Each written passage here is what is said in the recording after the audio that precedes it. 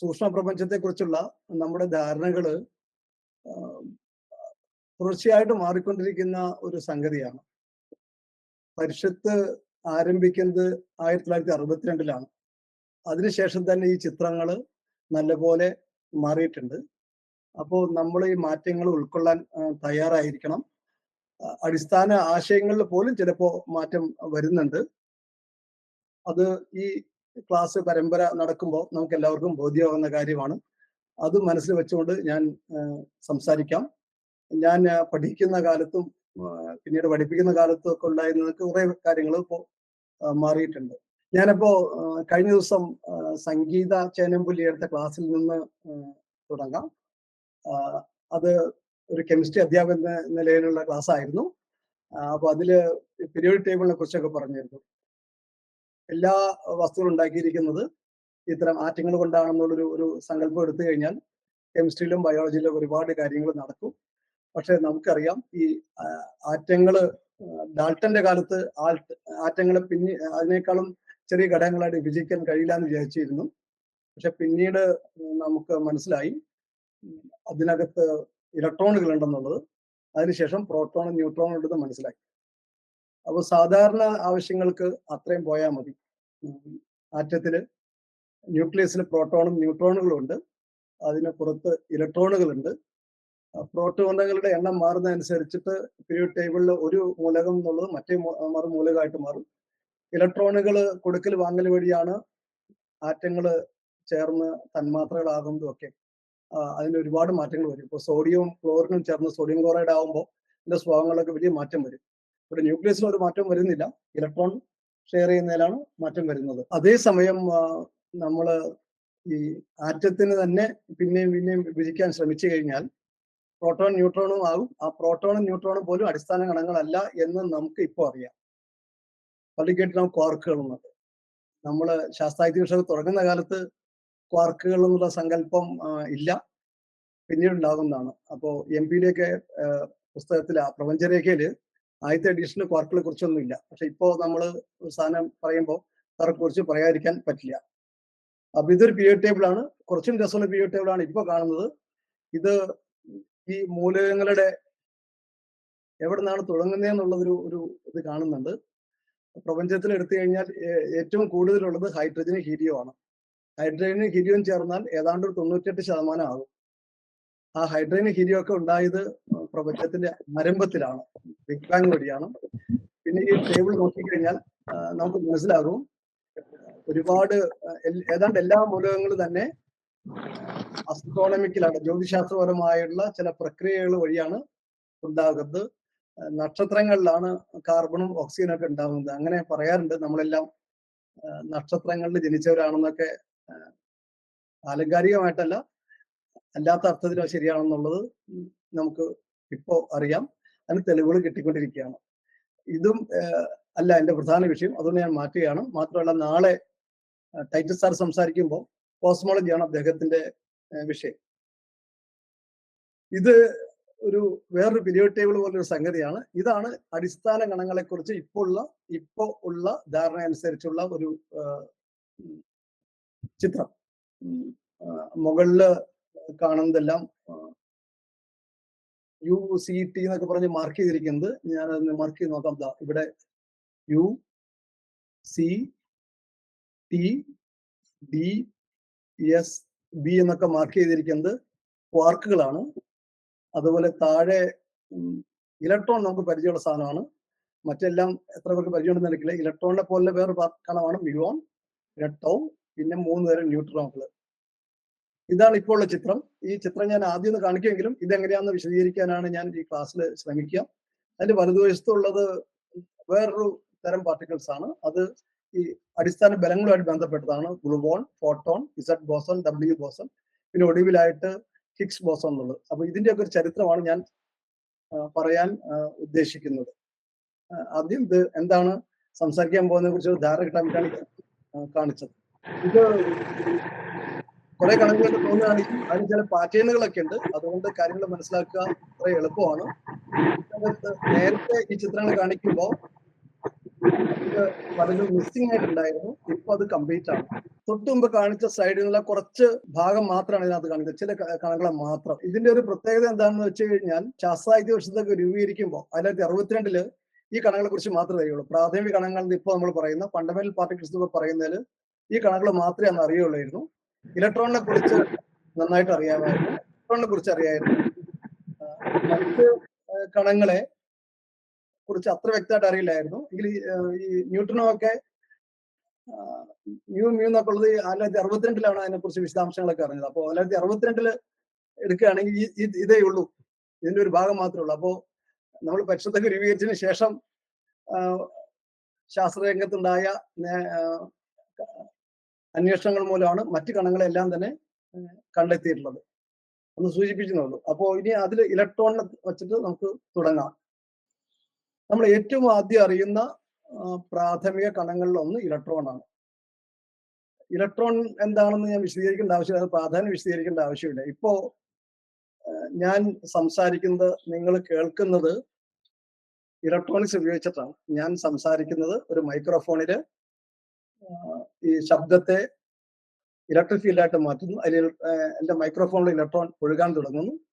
അത് നമ്മുടെ ലാപ്ടോപ്പിൽ തന്നെയുള്ള പ്രോസസ്സറുകളിൽ ചെന്ന് പ്രോസസ് ചെയ്യപ്പെടുന്നു, ആംപ്ലിഫൈ ചെയ്യപ്പെടുന്നു. അത് ഇന്റർനെറ്റ് വഴി ഇതിന്റെ സെർവറിലേക്ക് പോകുന്നു. അവിടെ നിന്ന് ഇത് കേൾക്കുന്ന എല്ലാവരിലേക്കുമായിട്ട് അത് പോകുന്നു. നിങ്ങളത് തിരിച്ച് കേൾക്കുന്നതും ഇലക്ട്രോണിക് ഇത് വെച്ചിട്ടാണ്. അപ്പൊ ഇലക്ട്രോണിക്സ് എന്ന് പറഞ്ഞു കഴിഞ്ഞാൽ അടിസ്ഥാനപരമായിട്ട് ഇലക്ട്രോണിനെ നിയന്ത്രിച്ചിട്ട് നമുക്ക് വേണ്ട തരത്തിൽ അതിനെക്കൊണ്ട് കാര്യങ്ങൾ ചെയ്യിക്കാവുന്നതാണ് ഇലക്ട്രോണിക്സ് ചെയ്യുന്നത്. ഈ ഇലക്ട്രോൺ മാത്രമല്ല ചാർജിന്റെ കണങ്ങൾ, പ്രോട്ടോണൊക്കെ ഉണ്ട്. പക്ഷെ പ്രോട്ടോണിക്സ് എന്ന് പറഞ്ഞൊരു സംഗതി ഇല്ല. ഇലക്ട്രോണിന്റെ മാസ് വളരെ വളരെ വളരെ കുറവാണ്. അത് സാധാരണ പറയാം 9×10⁻³ കിലോഗ്രാം എന്നാണ്. ഞാൻ താഴെ അത് കിലോഗ്രാമിൽ എഴുതിയിട്ടുണ്ട്. ആ പോയിന്റ് ഇട്ടിട്ട് 30 പൂജ്യം ഉണ്ട്, താഴെ കാണാമെന്ന് വിചാരിക്കണം. പോയിന്റിന് ശേഷം 30 പൂജ്യം പിന്നെ ഒരു 9, അത്രയും കിലോഗ്രാം ആണ്. എന്ന് വെച്ച് കഴിഞ്ഞാൽ മറ്റ് കണങ്ങളുമായിട്ട് താരതമ്യം ചെയ്യുമ്പോൾ ഇലക്ട്രോണിന്റെ മാസ് വളരെ കുറവാണ്. പ്രോട്ടോണും ന്യൂട്രോണൊക്കെ ആയിട്ട് താരതമ്യം ചെയ്യുമ്പോൾ മാസ് വളരെ കുറവാണ്. നമ്മുടെ ശരീരത്തിൽ ധാരാളം ഇലക്ട്രോൺ ഉണ്ട്. ഓരോ ആറ്റത്തിലും കുറെ ഇലക്ട്രോൺ വീതം ഉണ്ട്. ഒരു മനുഷ്യ ശരീരത്തിൽ ഇലക്ട്രോൺ എല്ലാം കൂടി എടുത്തു കഴിഞ്ഞാൽ കുറച്ച് ഗ്രാമേ വരുള്ളൂ. അതായത് ആകെയുള്ള മാസിന്റെ 1000-1 പോലും അല്ലെങ്കിൽ അതിൽ താഴെയൊക്കെ ആയിരിക്കും വരിക ഇലക്ട്രോണിന്റെ മാസ് എന്ന് പറയുന്നത്. ഇലക്ട്രോണിന്റെ വളരെ മാസ് കുറവാണ്, പക്ഷെ നല്ല ചാർജ് ഉണ്ട്. അതാണ് ഈ ഇലക്ട്രോണിനെ നമുക്ക് പ്രിയപ്പെട്ട വസ്തുവാക്കുന്നത്. അതുകൊണ്ട് ഈ മാസ് വളരെ കുറഞ്ഞതുകൊണ്ട് അതിനൊരു 10,000 ഇലക്ട്രോണിനെയോ കോടി ഇലക്ട്രോണിനെയോ ഒക്കെ മൂവ് ചെയ്യാന്ന് പറയുന്നത് വളരെ കുറച്ച് ഫോഴ്സ് മതിയാകും. അപ്പോൾ ഇലക്ട്രോൺ നമുക്ക് ഏറ്റവും പ്രിയപ്പെട്ട അടിസ്ഥാന കണങ്ങളിൽ ഒന്നാണ്. ഈ ഇലക്ട്രോണിന് നമ്മുടെ സാധാരണ നമ്മുടെ ഭൂമിയിൽ നടക്കുന്ന പ്രോസസ്സിലൊന്നും ഉണ്ടാകുന്നൊന്നുമില്ല. അപൂർവമായിട്ട് ചില റേഡിയോ ആക്റ്റീവ് മെറ്റീരിയൽ ഇലക്ട്രോണുകളെ പുറത്തുവിടും. അല്ലെങ്കിൽ ഇവിടെയുള്ള ഇലക്ട്രോണുകൾ തന്നെയാണ് അങ്ങോട്ടും ഇങ്ങോട്ടും ഒക്കെ മാറുകയും ഒക്കെ ചെയ്യുന്നത്. ഒരു ആറ്റത്തിൽ നിന്ന് മറ്റാറ്റത്തിലേക്ക് പോകുമ്പോൾ തിരിച്ചു വരികയൊക്കെ ചെയ്യും. അപ്പൊ ഈ നമ്മുടെ ഇപ്പോൾ നമ്മളുടെ ഇതിലുള്ള ഇലക്ട്രോണുകളെല്ലാം തന്നെ ഒരുപാട് കാലമായിട്ട്, ഒരുപക്ഷെ പ്രപഞ്ചം ആരംഭിച്ച കാലം മുതലേ ഇവിടെയുള്ള ഇലക്ട്രോണുകളാണ് നമ്മൾ ഉപയോഗിക്കുന്നത്. നമ്മുടെ ഇലക്ട്രോണിക് ഉപകരണങ്ങളിലും നമ്മുടെ ശരീരത്തിലും ഒക്കെ ഒഴുകി നടക്കുന്ന ഇലക്ട്രോണുകൾ നമ്മളെക്കാളൊക്കെ ഒരുപാട് പ്രായമുള്ളതാണ്. ഇലക്ട്രോണിന് വയസ്സാകുക എന്നുള്ളൊരു സംഗതിയില്ല. അത് പ്രാഥമിക എല്ലാം ഉള്ള ഒരു പ്രത്യേകതയാണ്. ഇപ്പൊ പുതുതായിട്ട് സൃഷ്ടിച്ച ഒരു ഇലക്ട്രോൺ ആയാലും 1300 കോടി വർഷം മുമ്പ് ഉണ്ടായ ഒരു ഇലക്ട്രോൺ ആയാലും അതിൽ തമ്മിൽ യാതൊരുവിധ വ്യത്യാസം ഉണ്ടാവില്ല. അതിന്റെ ചാർജിലോ മാസിലോ സ്പിൻ പോലുള്ള സംഗതികളിലോ ഒരു വ്യത്യാസം ഉണ്ടാവില്ല. അങ്ങനെ വ്യത്യാസം കണ്ടെത്തുകയാണെങ്കിൽ അയാൾക്ക് തീർച്ചയായിട്ടും നോബൽ പ്രൈസ് കിട്ടും. അപ്പൊ നമ്മുടെ ഇപ്പോഴത്തെ അറിവനുസരിച്ചിട്ട് ഏത് 2 ഇലക്ട്രോൺ എടുത്താലും എക്സാക്റ്റ് ആണ്. 1000 കോടി വർഷം മുമ്പ് ഉണ്ടായ ഒരു ഇലക്ട്രോൺ ആയാലും ഇപ്പോഴത്തെ ഇലക്ട്രോൺ ആയാലും, ഇവിടുത്തെ ഒരു ഇലക്ട്രോൺ ആയാലും ചന്ദ്രനിലെയോ അല്ലെങ്കിൽ സൂര്യനിലെയോ അല്ലെങ്കിൽ അടുത്തുള്ള ഗാലക്സിയിലെയോ ഒരു ഇലക്ട്രോൺ എടുത്താലും എക്സാക്ട്ലി ഐഡന്റിക്കൽ ആയിരിക്കും. ഈ ഇലക്ട്രോൺ സംബന്ധിച്ച ഡീറ്റെയിൽസിലേക്ക് നമ്മളെ എത്തിച്ചത് ജെ തോംസൺ എന്ന് പറയുന്ന സയന്റിസ്റ്റ് ആണ്. 19ാം നൂറ്റാണ്ടിലെ അവസാനത്തിൽ വരും. 1896-97 കാലഘട്ടത്തില് അദ്ദേഹം നടത്തിയ പരീക്ഷണങ്ങളിലൂടെയാണ് ഇലക്ട്രോണുകൾ എല്ലാ വസ്തുക്കളിലും ഉള്ളൊരു സംഗതിയാണെന്ന് അറിയുകയും അങ്ങനെ പ്രാഥമിക കണമാണെന്നുള്ള ധാരണ ഉണ്ടാവുകയും ചെയ്തത്. അദ്ദേഹം ചെയ്തത് ഈ ചിത്രത്തിൽ കാണുന്ന പോലെ ഒരു ഗ്ലാസ് ട്യൂബ്, അത് അക്കാലത്ത് ഇലക്ട്രിസിറ്റിയിൽ ധാരാളം പരീക്ഷണങ്ങൾ ശാസ്ത്രജ്ഞർ നടത്തിയിരുന്നു. വായുവിലൂടെ വൈദ്യുതി കടന്നു പോകുമോ എന്നുള്ള ചോദ്യം കുറെ പേര് പഠിച്ചുകൊണ്ടിരുന്നതാണ്. സാധാരണയിൽ കടന്നു പോകില്ല, പക്ഷെ ഇടിമിന്നലൊക്കെ ഉണ്ടാകുമ്പോൾ കടന്നു പോകാൻ നമുക്കറിയാം. അപ്പോൾ ഉയർന്ന വോൾട്ടേജ് കൊടുക്കുകയാണെങ്കിൽ വൈദ്യുതിയെ കടത്തിവിടാൻ പറ്റും. ഉയർന്ന വോൾട്ടേജ് കൊടുത്താൽ മാത്രം പോരാ, സാന്ദ്രത വായുവിന്റെ സാന്ദ്രത വളരെ കുറവാണെങ്കിൽ ഒരു ഇലക്ട്രോണുകൾക്ക് കടന്നു പോകാൻ പറ്റും. അപ്പൊ ആദ്യം കാഥോഡ് റേ എന്ന് പറഞ്ഞാണത് മനസ്സിലായിരുന്നത്. പക്ഷെ അതിനെ കുറിച്ചിട്ട് വളരെ വിശദമായുള്ള പഠനം നടത്തി ഇലക്ട്രോണിനെ എന്നുള്ളൊരു കണത്തെ കുറിച്ചുള്ള വിശദാംശങ്ങൾ കണ്ടെത്തിയത് ജെ തോംസൺ ആണ്. അദ്ദേഹത്തിന് അതിന്റെ ഒരു നോബൽ പുരസ്കാരം കിട്ടി. അദ്ദേഹം ഉപയോഗിച്ച ഉപകരണങ്ങളാണ് ഇവിടെ സൂചിപ്പിച്ചിരിക്കുന്നത്. അപ്പൊ അദ്ദേഹം ചെയ്ത് പല മെറ്റീരിയൽ വെച്ചിട്ട് കാഥോഡ് ഉണ്ടാക്കി നോക്കി. ഏത് മെറ്റീരിയലും ഒരേ തരം കണങ്ങളാണ് വരുന്നത് എന്നുള്ളത് കണ്ടെത്തി. മാത്രമല്ല അത് കാന്തിക ക്ഷേത്രത്തിലും അതുപോലെ വൈദ്യുത ക്ഷേത്രത്തിലും ഒക്കെ അതിന് ഡീവിയേഷൻ ഉണ്ടാവും. അതിൽ നിന്ന് ചാർജിലെ കണങ്ങളാണെന്ന് മനസ്സിലായി. എല്ലാ വസ്തുക്കളിലും ഒരേ തരം കണങ്ങളാണെന്നുള്ളത് മനസ്സിലാക്കി കഴിഞ്ഞപ്പോൾ അതിന് കോമൺ, എല്ലാ വസ്തുക്കളിലും കോമൺ സംഗതിയാണ് ഇലക്ട്രോൺ എന്നുള്ളത് മനസ്സിലായി. ഇലക്ട്രോണിന് നെഗറ്റീവ് ചാർജ് ഉണ്ടെന്നുള്ളതും ബോധ്യപ്പെട്ടു. അപ്പൊ അത് വെച്ചിട്ട് തോമസ് ആറ്റം മോഡൽ ഉണ്ടാക്കി. അതാണ് മോളിൽ കാണിക്കുന്നത്. അതായത് അന്ന് കിട്ടിയ അറിവ് വെച്ചിട്ട്, ഊഹങ്ങളില്ല അതിനകത്ത്, കിട്ടിയ കാര്യങ്ങൾ എന്താണെന്ന് വെച്ച് കഴിഞ്ഞാൽ എല്ലാ വസ്തുവിനും ഇലക്ട്രോൺ ഉണ്ട്. വസ്തു മുഴുവൻ എടുത്തു കഴിയുമ്പോൾ അത് ന്യൂട്രൽ ആയിരിക്കണം, നമുക്കറിയാം. അതുകൊണ്ട് നെഗറ്റീവ് ചാർജിൽ ഇലക്ട്രോണുകളുണ്ട്. അതിന്റെ ബാക്ക്ഗ്രൗണ്ടിൽ പോസിറ്റീവ് ചാർജ് ഉണ്ടായിരിക്കണം. അതിന് ബ്രിട്ടീഷ് നാടുകളിൽ പ്ലം പുഡിംഗ് മോഡൽ എന്ന് അറിയപ്പെട്ടത്. പുഡിങ്ങിനകത്ത് പ്ലം ഇരിക്കുന്ന പോലെ ഇലക്ട്രോണുകൾ ഉണ്ടെന്നുള്ളതായിരുന്നു ആ മാതൃക. അങ്ങനെ ഒരു മാതൃക എത്താൻ മാത്രമേ അന്ന് സാധിക്കുമായിരുന്നു. ഇതാണ് പ്ലം പുഡിംഗ് മാതൃക എന്ന് പറഞ്ഞ് കാണിക്കുന്നത്. ഇടതുവശത്തുള്ളത് പ്ലമ്മും വലതുവശത്തുള്ളത് പ്ലം പുഡിംഗ് മോഡലിന്റെ ഒരു മോഡലാണ്. അപ്പോ തോംസന്റെ നടത്തിയ പരീക്ഷണങ്ങളിലൂടെ ഇലക്ട്രോൺ എന്നുള്ള വസ്തു എല്ലാത്തിലും ഉണ്ടെന്ന് മനസ്സിലായി. ഇത് വേണമെങ്കിൽ നമുക്ക് പ്ലം പുഡിങ്ങിന് പകരം നമ്മുടെ വാട്ടർ മെലൺ വെച്ച് നമുക്ക് പറയാം. അതിനകത്ത് കുരു ഇരിക്കുന്ന പോലെ ഇലക്ട്രോൺ, അതിന് നെഗറ്റീവ് ചാർജ്, ആ പശ്ചാത്തലത്തിലുള്ളത് പോസിറ്റീവ് ചാർജ്. കാരണം തോംസന്റെ പരീക്ഷണം അത്രമാത്രം കിട്ടുമായിരുന്നുള്ളൂ. ഇലക്ട്രോൺ എന്ന് പറഞ്ഞൊരു കണമുണ്ട്, അതിന് മാസ് വളരെ കുറവാണ്. മാസിനനുസരിച്ച് നോക്കാൻ നല്ല ചാർജ് ഉണ്ട്. എല്ലാ തരം ആറ്റങ്ങളിലും അത് പൊതുവായിട്ടുള്ളൊരു സംഗതിയാണ്. ഇത്രയാണ് കിട്ടിയത്. അതിനാണ് ഈ മോഡൽ ഉണ്ടാക്കിയത്. പിന്നീട് നമ്മൾ പറയേണ്ട ഒരു പേര് മാക്സ് പ്ലാങ്ക് ആണ്. മാക്സ് പ്ലാങ്കിന്റെ പേര് പറയാൻ കാരണം നമ്മൾ പിന്നീട് കണ്ടുപിടിക്കുന്ന ഒരു കണം എന്ന് പറയുന്നത് പ്രകാശത്തിന്റെ കണമാണ്. അക്കാലത്ത് പ്രകാശത്തിന്റെ കണം കണ്ടുപിടിക്കുമ്പോഴും അതിനെങ്ങനെ ദ്രവ്യത്തിൻ്റെതായിട്ട് അറിഞ്ഞില്ല, റേഡിയേഷൻ ആയിട്ടാണ്, വേറൊരു തരത്തിലുള്ള സാധനമായിട്ടാണ് വിചാരിച്ചിരുന്നത്. പക്ഷെ ഇപ്പൊ നമ്മൾ ഏതാണ്ട് ഒരേപോലെ സ്റ്റാറ്റസ് ഇതിനൊക്കെ പലരും കൊടുക്കുന്നുണ്ട്. അപ്പോൾ മാക്സ് പ്ലാങ്ക് ജർമ്മനിൽ ഉണ്ടായിരുന്ന ഒരു ശാസ്ത്രജ്ഞനായിരുന്നു. 19ാം നൂറ്റാണ്ടിലെ അവസാന കാലഘട്ടത്തിൽ ജർമ്മനിലൊക്കെ തെർമോഡൈനാമിക്സ് പഠിക്കുക എന്നുള്ളത് ഒരുപാട് പേര് ചെയ്തുകൊണ്ടിരുന്ന ഒരു സംഗതിയാണ്. ഒരുപക്ഷെ ഈ ആവി എഞ്ചിനൊക്കെ അതിന്റെയൊക്കെ എഫിഷ്യൻസി കൂട്ടാനുള്ള ശ്രമത്തിന്റെ ഭാഗമായിട്ട് ആയിരിക്കാം തെർമോഡൈനാമിക്സിന് വലിയ പ്രാധാന്യം വന്നത്. അപ്പോൾ ചൂടുള്ള വസ്തുക്കളെല്ലാം തന്നെ റേഡിയേഷൻ പുറത്തുവിടും. ചൂടുള്ള ഏതൊരു വസ്തു, സൂര്യൻ വലിയ ചൂടുള്ളതാണ്, അതുകൊണ്ട് റേഡിയേഷൻ പുറത്തുവിടുന്നുണ്ട്. അതാണ് നമുക്കിവിടെ ചൂടായിട്ട് അനുഭവപ്പെടുന്നത്. നമ്മുടെ ശരീരം പോലും ചൂടിനെ പുറത്തുവിടുന്നുണ്ട് അതിന്റെ താപനില അനുസരിച്ചിട്ട്. മാക്സ് പ്ലാങ്ക് മനസ്സിലാക്കിയ ഒരു കാര്യം, അതുവരെ ഉണ്ടായിരുന്ന ക്ലാസിക്കൽ സിദ്ധാന്തം പറയുക, അത് വെച്ചിട്ട് ഇത് വിശദീകരിക്കാൻ ബുദ്ധിമുട്ടുണ്ട്. പക്ഷെ അദ്ദേഹം ഒരു ഫോർമുല ഗസ് ചെയ്തെടുത്തു എന്ന് വേണമെങ്കിൽ പറയാം.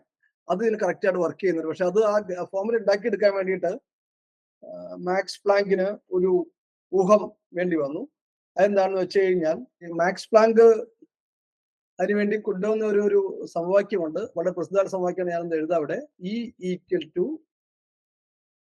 H × F എന്നുള്ളതാണ്.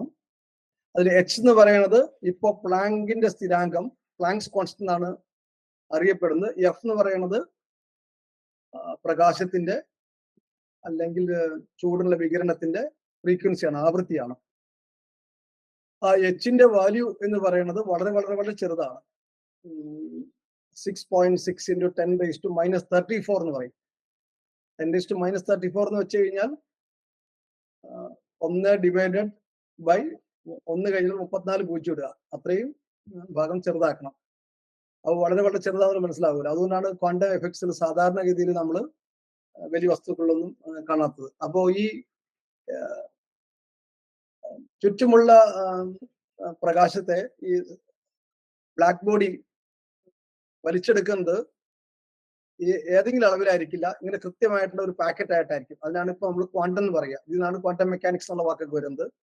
HF അങ്ങനെയായിട്ട് എടുക്കാൻ പറ്റുള്ളൂ. അല്ലാതെ അതിന്റെ പകുതിയായിട്ടോ മുക്കാലായിട്ടോ എടുക്കാൻ പറ്റില്ല. ഒരു ഇതിന്റെ HF എന്നുള്ള അളവിൽ തന്നെ എടുക്കണം എന്നുള്ളതാണ് മാക്സ് പ്ലാങ്ക് കണ്ടെത്തിയത്. പിന്നീട് ആൽബർട്ട് ഐൻസ്റ്റൈൻ ഈ സമവാക്യം വളരെ സമർത്ഥമായിട്ട് മറ്റു കാര്യത്തിന് വേണ്ടി ഉപയോഗിച്ചു. ചിത്രത്തിൽ കാണുന്നത് ആൽബർട്ട് ഐൻസ്റ്റൈൻ ആണ്. സാധാരണ ആൽബർട്ട് ഐൻസ്റ്റൈന്റെയും പ്ലാങ്കിന്റെയും ഒക്കെ ചിത്രം നമ്മൾ കാണുന്നത് അവർ വയസ്സായപ്പോൾ ഉള്ളതാണ്. ഞാൻ കഴിയുന്നതും അവർ ഈ വർക്ക് ചെയ്ത കാലത്തുള്ള ഫോട്ടോ, അതിനോട് അടുത്തുള്ള ഫോട്ടോ എടുക്കാൻ ശ്രമിച്ചിട്ടുണ്ട്. കാരണം ഇവരെല്ലാവരും തന്നെ പ്ലാങ്ക് ആയാലും പ്രത്യേകിച്ചും ഐൻസ്റ്റൈൻ, ഇനി വരാൻ പോണ ഹൈസൻബർഗ്, ഡിറാക്ക്, പോളി, ഇവരെല്ലാവരും തന്നെ അവരുടെ 20കളിലാണ് ഈ പ്രധാന കണ്ടുപിടുത്തങ്ങൾ നടത്തിയത്. ചെറുപ്പക്കാർക്കാണ് പുതിയ ആശയങ്ങൾ കൊണ്ടുവരാൻ പറ്റിയത്. അപ്പൊ അവനെ ആൽബർട്ട് ഐൻസ്റ്റൈൻ ഈ നേരത്തെ പറഞ്ഞ സമവാക്യം, അതായത് E=hν എന്നുള്ളത്, അത് വളരെ ഗൗരവത്തിലെടുക്കുകയും അദ്ദേഹം ഒരു പടി കൂടി മുന്നോട്ട് കടന്നിട്ട് പറഞ്ഞു, പ്രകാശം എന്ന് പറയുന്നത് ഇങ്ങനെ പാക്കറ്റ്സ് ആയിട്ടാണ് വരിക, hν വീതം എനർജിയുള്ള പാക്കറ്റ്സ് ആയിട്ടാണ് വരിക. അത് വെച്ചിട്ട് ഫോട്ടോ ഇലക്ട്രിക് എഫക്ട് എന്ന് പറഞ്ഞ പ്രഭാവം വിശദീകരിക്കാൻ പറ്റി. ഫോട്ടോ ഇലക്ട്രിക് എഫക്ട് നമുക്ക് എല്ലാവർക്കും പ്രിയപ്പെട്ടതാണ്. കാരണം നമ്മുടെ മുന്നിലുള്ള ക്യാമറ, നമ്മുടെ മൊബൈലിലുള്ള ഇപ്പൊ ക്യാമറ ഉണ്ട്, ഞാൻ സംസാരിക്കുന്നത് നിങ്ങൾ കാണുന്നത് ആ ക്യാമറ ഉപയോഗിച്ചിട്ടാണ്. അതൊക്കെ വർക്ക് ചെയ്യാൻ വേണ്ടിയിട്ട് ഇതുപോലുള്ള എഫക്റ്റുകൾ വേണം. അതായത് പ്രകാശം വന്ന് വീഴുമ്പോൾ അവിടെ ഇലക്ട്രോണുകൾ ചലിക്കുകയും കറണ്ട് ഉണ്ടാവുകയും വേണം.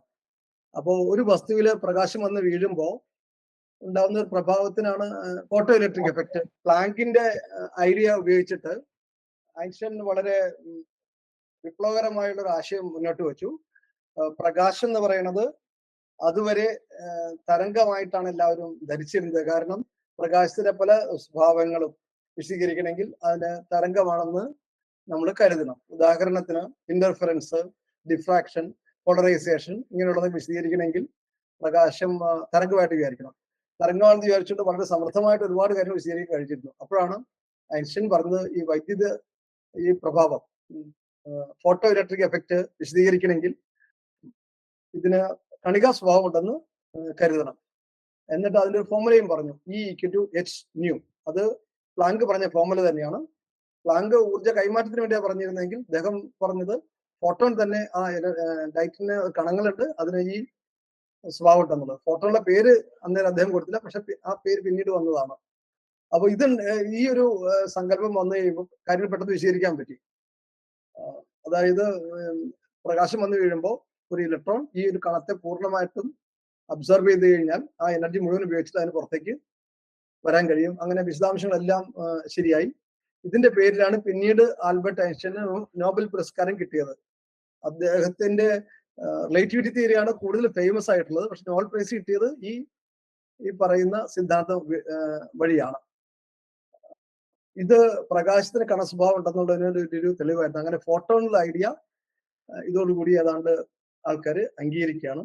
ഇത് ഈ ഐൻസ്റ്റൈൻ തിയറി കൊണ്ടുവന്നപ്പോ തന്നെ അന്നത്തെ സീനിയർ ആയുള്ള ഒരുപാട് പേർക്ക് അത് അക്സെപ്റ്റ് ചെയ്യാൻ പറ്റിയില്ല.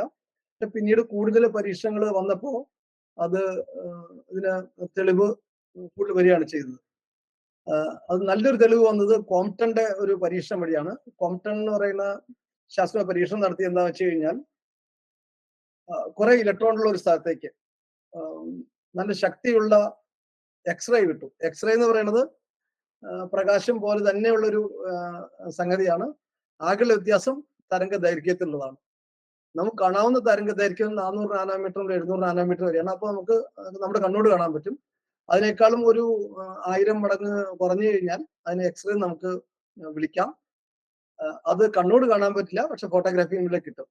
അങ്ങനെ ഈ എക്സ്റേ ഇലക്ട്രോണിന്റെ അടുത്തേക്ക് വിട്ടു കഴിഞ്ഞപ്പോ ആ ഇലക്ട്രോൺ തെറിച്ചു പോകുന്നതായിട്ട് കണ്ടു. ഫോട്ടോണും പ്രകാശവും എക്സ്റേയും കുറച്ചൊക്കെ ദിശ മാറുന്നുണ്ട്. അപ്പൊ അതിൽ നിന്ന് വെച്ചിട്ട് അദ്ദേഹം ഒരു ഫോർമുല ഡിറൈവ് ചെയ്തെടുത്തു. കോംപ്ടൺ ഫോർമുല എന്ന് തന്നെയാണ് അതിന് പറയുന്നത്. ഫോർമുല ഞാൻ എഴുതാം, പക്ഷെ എല്ലാവർക്കും അത് ഫോളോ ചെയ്യാൻ പറ്റണമെന്നില്ല. ഇത് തരംഗ ദൈർഘ്യത്തിലെ വ്യത്യാസമാണ്. എച്ച് എന്ന് പറയുന്നത് നേരത്തെ പറഞ്ഞ പ്ലാങ്ക്സ് കോൺസ്റ്റന്റ്, എം എന്ന് പറയുന്നത് ഇലക്ട്രോണിന്റെ മാസ്, സി എന്ന് പറയുന്നത് പ്രകാശത്തിന്റെ വേഗത ഇൻറ്റു 1 മൈനസ് കോസ് തീറ്റ. ഇത് മനസ്സിലായാലും കുഴപ്പമില്ല, ഇതൊരു ഫേമസ് ഫോർമുലയാണ്, ഞാൻ എഴുതിയതേ ഉള്ളൂ. ഡെൽറ്റ എച്ച് ബൈ എം സിക്ക് 1 മൈനസ് കോസ് തീറ്റ. ഈ ഫോർമുല ഉണ്ടാക്കിയെടുക്കാൻ വേണ്ടി അദ്ദേഹം ചെയ്ത അസംഷൻ എന്താണെന്ന് വെച്ച് കഴിഞ്ഞാൽ, എക്സ്റേ എന്ന് പറയുന്നത് ഒരു ഇങ്ങനെ ബില്യാർഡ് പോലെ അല്ലെങ്കിൽ ചെറിയ ചെറിയ പന്ത് പോലെയുള്ള കണങ്ങളാണ്. അത് ഇലക്ട്രോണിനെ വന്ന് ഇരിക്കുമ്പോൾ നമ്മൾ കോയിനെ സ്ട്രൈക്കർ കൊണ്ട് അടിക്കുമ്പോൾ എങ്ങനെയാണോ അത് തെറിച്ചു പോകുന്നത്, അതേപോലെ തന്നെയാണ് സംഭവിക്കുന്നത്. കോംപ്ടന്റെ ഫോർമുല കോംപ്ടൺ തന്നെ പരീക്ഷണം നടത്തി വെരിഫൈ ചെയ്തു. അതായത് സിദ്ധാന്തം പറയുന്നതും പരീക്ഷണം പറയുന്നതും ഒന്ന് തന്നെയായിരുന്നു. ഇത് ആർക്കും നിഷേധിക്കാൻ പറ്റില്ല. കാരണം ഈ ഒരു ഫോർമുല ഡെറിവ് ചെയ്തത് വളരെ ലളിതമായിട്ടുള്ള വഴിയിലാണ്. പക്ഷേ അതൊരു പ്രധാന സംഗതി എന്താണെന്ന് വെച്ച് കഴിഞ്ഞാൽ, ഇലക്ട്രോണിനെ ഒരു കണം പോലെ വിചാരിക്കുന്നു, ലൈറ്റിനെ എക്സ്റേ ഫോട്ടോനെ ഒരു കണം പോലെ വിചാരിക്കുന്നു. ഒരു കണം ഒരു പന്ത് വേറൊരു പന്ത് ഇടിക്കുമ്പോൾ എങ്ങനെയാണോ തെറിച്ചു പോകുന്നത്, അതിന്റെ ഊർജം, അതിലെ മൊമെന്റം, ഇതിന്റെ സംരക്ഷണ നിയമം മാത്രം ഉപയോഗിച്ചിട്ടാണ് ഈ ഫോർമുല ഡെറിവ് ചെയ്തത്. ഈ ഫോർമുല ശരിയാണെന്ന് വന്നതോടുകൂടി പ്രകാശത്തിന് കണസ്വഭാവം ഉണ്ട് എന്നുള്ളതിൽ ആർക്കും തർക്കമില്ലാതെയായി. അപ്പോൾ ചരിത്രത്തിൽ വളരെ പ്രധാനപ്പെട്ട ഒരു പരീക്ഷണമാണ് ഈ കോംപ്ടന്റെ പരീക്ഷണം. പിന്നീട് പക്ഷെ കോംപ്ടന്റെ പരീക്ഷണത്തോടെ ഫോട്ടോൺ എന്ന് പറഞ്ഞ സങ്കല്പം എല്ലാവരും അംഗീകരിക്കുന്നു. അതായത് പ്രകാശത്തിന് കണസ്വഭാവമുണ്ട്, അത് ഫോട്ടോൺ എന്ന് പറയാം. ഇപ്പൊ നമ്മൾ ഫോട്ടോണിക്സ് എന്ന് പറഞ്ഞൊരു വിഷയമുണ്ട്. നേരത്തെ ഇലക്ട്രോണിക്സ് പറഞ്ഞ പോലെ തന്നെ ഫോട്ടോണിക്സ് ഉണ്ട്. ഞാനിപ്പോ സംസാരിക്കുന്ന നിങ്ങൾ കേൾക്കുന്നതിന്റെ ഇടയ്ക്ക് പ്രകാശത്തിനും വലിയ റോളുണ്ട്. കാരണം നമ്മുടെ ഇവിടത്തെ ഇപ്പൊ ഞാൻ സംസാരിക്കുന്നത് എന്റെ വീട്ടിൽ നിന്ന് ഈ സിഗ്നൽ പുറത്തേക്ക് പോകുന്നത് ഓപ്റ്റിക് ഫൈബറിലൂടെയാണ്, പ്രകാശത്തിന്റെ രൂപത്തിലാണ്. അത് ഈ ഇവിടെ അടുത്തുള്ള ഇതിന്റെ സർവീസ് പ്രൊവൈഡേഴ്സ് കിലോമീറ്ററുകൾ അകലേക്ക് അല്ലെങ്കിൽ നൂറുകണക്കിന് ആയിരക്കണക്കിന് കിലോമീറ്റർ അകലേക്കെല്ലാം അയക്കുന്നത് പ്രധാനമായിട്ടും ഒപ്റ്റിക്കൽ ഫൈബർ വഴിയാണ്. അപ്പൊ അതിൽ ഈ ഫോട്ടോണിന്റെ ആശയം വളരെ പ്രധാനപ്പെട്ടതാണ്. അതിന്റെ സോഴ്സ് പ്രവർത്തിപ്പിക്കുന്നതിലും റിസീവർ പ്രവർത്തിപ്പിക്കുന്നതിലും ഒക്കെ ഫോട്ടോണിലെ ഐൻസ്റ്റീന്റെ ഐഡിയ വളരെയധികം പ്രയോജനപ്പെടുന്നുണ്ട്. അപ്പൊ അതുമായിട്ട് ബന്ധപ്പെട്ട് ഫോട്ടോണിക്സ് എന്ന ശാസ്ത്രമാക്കേണ്ട, നേരത്തെ ഇലക്ട്രോണിക്കിന്റെ കണ്ടുപിടുത്തം ഞാൻ പറഞ്ഞു, അത് ഇലക്ട്രോണിക്സിലേക്ക് നയിച്ച പോലെ ഈ ഫോട്ടോണിന്റെ കണ്ടുപിടുത്തം ഫോട്ടോണിക്സിലേക്കും നയിച്ചിട്ടുണ്ട്. ഇലക്ട്രോണിക്സ് എന്ന് പറഞ്ഞ് ഫോട്ടോണിക്സ് എന്ന് പറഞ്ഞ കോഴ്സുകൾ നമ്മുടെ യൂണിവേഴ്സിറ്റികളിൽ പലയിടത്തും ഉണ്ട്. അടുത്ത് പറയാൻ പോകുന്നത് ന്യൂക്ലിയസ് എങ്ങനെ കണ്ടുപിടിച്ചു എന്നുള്ളതാണ്. അത് റുദർഫോർഡ് എന്ന് പറയുന്ന ഒരു സയന്റിസ്റ്റ് ആണ് അതിനുവേണ്ട പരീക്ഷണങ്ങൾ നടത്തിയത്. അദ്ദേഹം ആക്ച്വലി റേഡിയോ ആക്ടിവിറ്റിയെ കുറിച്ച് പഠിക്കുന്ന ഒരാളായിരുന്നു. റേഡിയോ ആക്ടിവിറ്റിയിൽ അദ്ദേഹം ഒരു ആൽഫ കണത്തിന്റെ ഒരു സ്രോതസ്, ആൽഫ പാർട്ടിക്കിളിന്റെ ഒരു ബീമിനെ വളരെ കട്ടി കുറഞ്ഞ ഒരു സ്വർണ്ണ ഷീറ്റിലേക്ക്, ഗോൾഡ് ലീഫിലേക്ക് അദ്ദേഹം നയിച്ചു. അപ്പോ സാധാരണ പ്രതീക്ഷിക്കുന്ന ഈ ആൽഫ കണം എന്ന് പറയുന്നത് വളരെയധികം എനർജി കൂടിയതാണ്. അത് സ്വർണ്ണ തളികയെ വളരെ നിസ്സാരമായിട്ട് തുളച്ച് അപ്പുറത്തേക്ക് പോകുമെന്നാണ് ധരിച്ചിരുന്നത്. അത് തന്നെയാണ് ഏതാണ്ട് സംഭവിച്ചത്. പക്ഷെ ഒരു വ്യത്യാസം ഉണ്ടായിരുന്നു. അപൂർവമായിട്ട് ചില ആൽഫ കണങ്ങൾ അങ്ങോട്ട് പോകുന്നതിന് പകരം തിരിച്ച് ഇങ്ങോട്ട് വരുന്നു. ആൽഫ കണങ്ങൾ എന്ന് പറയുന്നത് അന്നത് വളരെ കൃത്യമായിട്ട് അറിയില്ലായിരുന്നു. ഇപ്പൊ നമുക്കറിയാം ഹീലിയത്തിന്റെ ന്യൂക്ലിയസ് ആണ്, 2 പ്രോട്ടോണും 2 ന്യൂട്രോണും ചേർന്നുള്ളത്. ന്യൂട്രോണിന്റെ കാര്യമൊന്നും ഈ റുദർഫോർഡിന്റെ കാലത്ത്, ഈ പരീക്ഷ നടത്തുന്ന കാലത്ത് അറിയില്ല. അതുകൊണ്ട് ആൽഫ കണം തന്നെ വിളിച്ചിരുന്നത്. എന്താണെന്ന് അറിയാത്തതുകൊണ്ടാണ് ആൽഫ, ബീറ്റ, ഗാമ എന്നുള്ള പേരിട്ട് ഈ റേഡിയോ ആക്റ്റീവ് സംഗതികളിൽ വരുന്ന റേസിന് പേര് കൊടുത്തിരുന്നത്. ആൽഫ കണങ്ങൾ ബുള്ളറ്റ് പോലെ പോകുന്ന സാധനമാണെന്ന് അറിയായിരുന്നു. അത് പോയിട്ട് ഇതില് ഈ ലീഫിൽ തട്ടിയിട്ട് തിരിച്ചു വരുന്നു. അത് വലിയ അത്ഭുതം ഉണ്ടാക്കി. കാരണം ഈ ആൽഫ കണങ്ങൾക്ക് പോസിറ്റീവ് ചാർജ് ഉണ്ട്.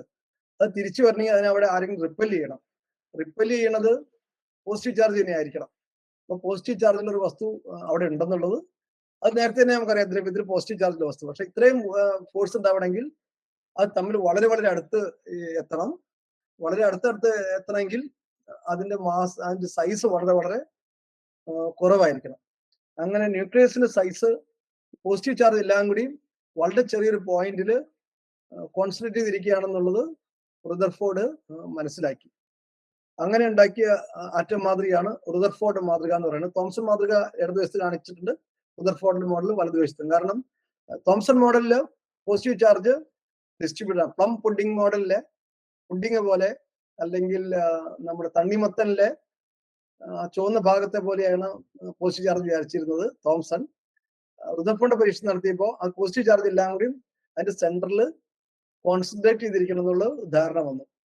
അത് വെച്ചുണ്ടാക്കിയൊരു മാതൃകയാണ് ഈ ഇപ്പോൾ ഉള്ള സ്ലൈഡിൽ കാണുന്നത്. നടുക്ക് ഒരു പോസിറ്റീവ് ചാർജ്, ചുറ്റും ഇലക്ട്രോണുകൾ. അത്രയാണ് റുദർഫോർഡിന് പറയാൻ പറ്റിയത്. അതിന് കുറച്ചും കൂടി നല്ല മാതൃക ഉണ്ടാക്കിയത് നീൽസ് ബോർ ആണ്. പിന്നീട് ക്വാണ്ടം മാതൃക വന്നു.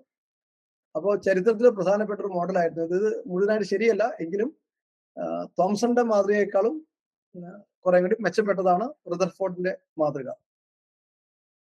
ഇതിൽ ഒരു കാര്യം പറയണത് ഞാൻ ആഗ്രഹിക്കുന്നു. പ്രശ്നപ്രവർത്തനായതുകൊണ്ട് നമ്മൾ നേരത്തെ ഒരിക്കലും വിജ്ഞാന പരീക്ഷയ്ക്ക് ഒരു പരീക്ഷണം നടത്തിയിരുന്നു, ഒരു ആക്ടിവിറ്റി ചെയ്തിരുന്നു. അതായത് സോളാർ സിസ്റ്റത്തിന്റെ ഒരു മാതൃക ഉണ്ടാക്കുക. അത് സ്കെയിൽ അനുസരിച്ച് ഉണ്ടാക്കണം എന്ന് പറഞ്ഞിരുന്നു. അപ്പോ സൂര്യനും ഭൂമിയെ സ്കെയിൽ അനുസരിച്ച് ഉണ്ടാക്കണമെങ്കിൽ ഭൂമിയുടെ ഡയമീറ്ററിന്റെ 100 ഇരട്ടി വേണം സൂര്യൻ ഡയമീറ്റർ. അപ്പോൾ ഭൂമി 1 സെന്റിമീറ്റർ എടുത്തു കഴിഞ്ഞാൽ സൂര്യൻ 1 മീറ്റർ വേണം. അത് തമ്മിൽ അകലം ഒരു 10-100 മീറ്റർ വേണം. ഒരുപക്ഷെ സ്കൂളിൽ തന്നെ ഇത് വയ്ക്കാൻ പറ്റുന്നില്ല. അതിനപ്പുറത്തേക്ക് നമ്മൾ ബുധൻ, ശുക്രൻ, വ്യാഴം, ശനിയൊക്കെ വെക്കണമെങ്കിൽ ഒരുപാട് അകലം കൊണ്ട് വെക്കണമായിരുന്നു. അപ്പോൾ ഒരു അത്ഭുതം ഉണ്ടാക്കുന്ന ഒരു സംഗതിയായിരുന്നു അത്. ഇതുപോലെ നമ്മളൊരു ആറ്റത്തിന്റെ മാതൃക സ്കെയിൽ അനുസരിച്ച് ഉണ്ടാക്കാന്ന് വിചാരിക്കുക. ഇപ്പൊ ഈ ചിത്രത്തിൽ കാണിച്ചിരിക്കുന്ന സ്കെയിൽ അനുസരിച്ചിട്ടല്ല. അപ്പോൾ നമ്മൾ ഈ ന്യൂക്ലിയസിനെ സൂചിപ്പിക്കാൻ വേണ്ടി ഒരു ചോക്ക് കഷ്ണം എടുത്തു എന്ന് വിചാരിക്കുക. ഏതാണ്ട് ഒരു സെന്റിമീറ്റർ റേഡിയസിലുള്ള ചോക്ക് കഷ്ണം എടുത്തു കഴിഞ്ഞാൽ ഇലക്ട്രോണിനെ വയ്ക്കേണ്ടത് കുറെ അധികം അകലത്തിലാണ്. ഇലക്ട്രോണായിട്ട് ചെറിയൊരു എന്താ പറയുക, കുഞ്ഞുമണി ഒരു ചെറിയൊരു കടുകിനെയൊക്കെ എടുത്തു കഴിഞ്ഞാൽ, ന്യൂക്ലിയസ് ആയിട്ട് ഒരു ചോക്ക് പീസിനെ എടുത്തു കഴിഞ്ഞാൽ ഈ ഇലക്ട്രോണിനെ വയ്ക്കേണ്ടത് ഏതാണ്ട് 1 കിലോമീറ്റർ അകലത്തിലായിരിക്കും. അത്ഭുതം തോന്നും, പക്ഷെ അതാണ് സത്യം. അതായത് ഒരു ആറ്റത്തിന്റെ സൈസ് പറയാൻ ഉപയോഗിക്കുന്ന യൂണിറ്റ് ആങ്സ്ട്രം എന്നുള്ളതാണ്. 10⁻⁻10 ആണത്. ന്യൂക്ലിയസ് സൈസ് പറയാൻ ഉപയോഗിക്കുന്ന യൂണിറ്റ് ഫെർമിയാണ്. 10⁻15 മീറ്റർ ആണത്. തമ്മിലുള്ള വ്യത്യാസം 1,00,000 മടങ്ങാണ്. അതായത് ന്യൂക്ലിയസിന്റെ സൈസിനേക്കാളും ഒക്കെ 1,00,000 മടങ്ങാണ് ഡയമീറ്റർ ആറ്റത്തിൻ്റെത്. റേഡിയസിൽ 1,00,000 മടങ്ങുണ്ടെങ്കിൽ വ്യാപ്തം എടുത്തു കഴിഞ്ഞാൽ ലക്ഷം മടങ്ങ് വരും. അതായത് ഈ റുദർഫോർഡ് ആറ്റം മോഡൽ വന്നപ്പോൾ മനസ്സിലായതെന്ന് വെച്ച് കഴിഞ്ഞാൽ ആറ്റങ്ങൾ എന്ന് പറയുന്നത് ബേസിക്കലി ശൂന്യമാണ്. വളരെ ചെറിയൊരു ന്യൂക്ലിയസ് അതിന്റെ സെന്ററിൽ ഇരിക്കുന്നു, അതിന്റെ ചുറ്റും ഇലക്ട്രോണുകൾ കറങ്ങുന്നു. ഇതായിരുന്നു അന്നത്തെ ഒരു മാതൃക. അങ്ങനെയാണ് ന്യൂക്ലിയസ് എന്നുള്ള ഐഡിയ വരുന്നത്. അതിനുശേഷം നീൽസ് ബോർ ഈ റുദർഫോർഡ് മോഡലിൽ ചെറിയ മാറ്റങ്ങൾ വരുത്തി. അദ്ദേഹം ഒരു പുതിയ ആശയം കൊണ്ടുവന്നു. നേരത്തെ പ്ലാങ്ക് വന്ന പ്ലാങ്ക് കോൺസ്റ്റന്റ് ഐൻസ്റ്റൈൻ ഉപയോഗിച്ചത് ഇദ്ദേഹം വേറൊരു ആവശ്യത്തിന് വേണ്ടി ഉപയോഗിച്ചു. നീൽസ് ബോർ പറഞ്ഞത് ഈ ഇലക്ട്രോണുകൾക്ക് ന്യൂക്ലിയസ് ചുറ്റും കറങ്ങാതെ തോന്നിയ പോലെ കറങ്ങാൻ പറ്റില്ല. അതിനൊരു നിബന്ധനയുണ്ട്. അതിന് ആംഗുലാർ മൊമെന്റം എന്ന് പറയും. ആംഗുലാർ മൊമെന്റം ഞാൻ ചുരുക്കി എഴുതാം. ആംഗുലാർ മൊമെന്റം എന്ന് പറയുന്നത് എന്തും ആകാൻ പാടില്ല. സാധാരണഗതിയിൽ ഇപ്പൊ ഭൂമി സൂര്യനും കറങ്ങുന്ന ആംഗുലർ, അല്ലെങ്കിൽ ഗ്രഹങ്ങള് നക്ഷത്ര ചുറ്റും കറങ്ങുമ്പോൾ അത് ഏത് തരത്തിലും വേണമെങ്കിലും കറങ്ങാം. ഇപ്പൊ സ്പീഡ് കൂടിയതും കുറഞ്ഞതൊക്കെ ഉണ്ടാകാം. പക്ഷെ ഒരു ഇലക്ട്രോൺ ന്യൂക്ലിയസ് ചുറ്റും കറങ്ങുമ്പോൾ അതിന്റെ ആംഗുലാർ മൊമെന്റ് എന്ന് പറയുന്നത് എച്ച് പ്ലാങ്ക്സ് കോൺസ്റ്റന്റ് പിന്നെ ഒരു ഡിവൈഡ് ചെയ്യുക 2π. പൈ എന്ന് പറയുന്നത് നമ്മുടെ സർക്കിളിന്റെ ഏരിയ പറയാൻ ഉപയോഗിക്കുന്ന പൈ തന്നെ. അതിന്റെ ഒരു h/2π അല്ലെങ്കിൽ 2h/2π, ഇങ്ങനെ h/2πയുടെ ഗുണിതങ്ങളായിട്ട് മാത്രമേ പറ്റുള്ളൂ എന്നുള്ളത് നീൽസ് ബോർ പറഞ്ഞു. അത് പറയുന്നതിനുള്ള അടിസ്ഥാനം എന്താണെന്നുള്ളത് ഇപ്പൊ നമുക്ക് ആലോചിച്ച് കഴിഞ്ഞാൽ രസമാണ്. കാരണം നീൽസ് ബോർ ശരിക്കും വിശദീകരണം നൽകാൻ പറ്റിയില്ല. പക്ഷെ അങ്ങനെ വിചാരിച്ചു കഴിഞ്ഞാൽ ഈ ഹൈഡ്രജന്റെ സ്പെക്ട്രം എന്ന് വെച്ച് കഴിഞ്ഞാൽ ഹൈഡ്രജൻ പുറത്തേക്ക് വിടുന്ന വെളിച്ചത്തെ ഒരു പ്രസ്തുത കടത്തി വിട്ട് കഴിഞ്ഞാൽ ഇവിടെ താഴെ കാണുന്ന പോലെ പല കളറുകളായിട്ട് തിരിയും. ഒരുപാട് ലൈൻസ് കാണാം. അത് കുറെ സീരീസ് ആയിട്ടുണ്ടാവും. ഇതിന്റെ എല്ലാത്തിന്റെയും തരംഗ ദൈർഘ്യങ്ങളെ വളരെ എളുപ്പത്തിൽ നീൽസ് ബോർ വിശദീകരിക്കാൻ പറ്റും. ഈ ഒരു അസംഷൻ എക്സ്ട്രാ വന്നാൽ മതി. ബാക്കി കാര്യങ്ങളെല്ലാം അതിൽ നിന്ന് ഫോളോ ചെയ്യും. അങ്ങനെ ഒരു ഗംഭീരൻ ഫോർമുല അറിയാമായിരുന്നു. അത് ഡിറൈവ് ചെയ്തെടുത്തു നീൽസ് ബോർ.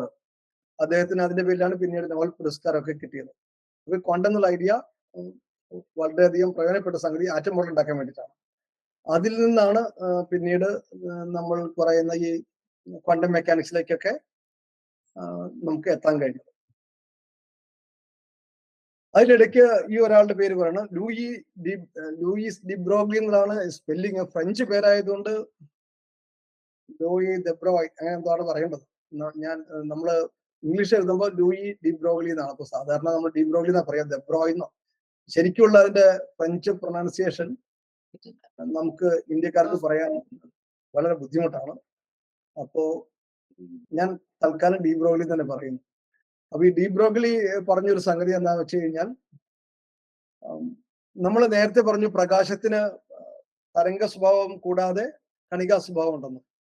അപ്പൊ ഡി ബ്രോഗ്ലി പറഞ്ഞു അങ്ങനെയാണെങ്കിൽ എന്തുകൊണ്ട് ഇലക്ട്രോണിന് കണികാ സ്വഭാവത്തോടൊപ്പം തന്നെ തരംഗ സ്വഭാവം ഉണ്ടായിക്കൂടാ.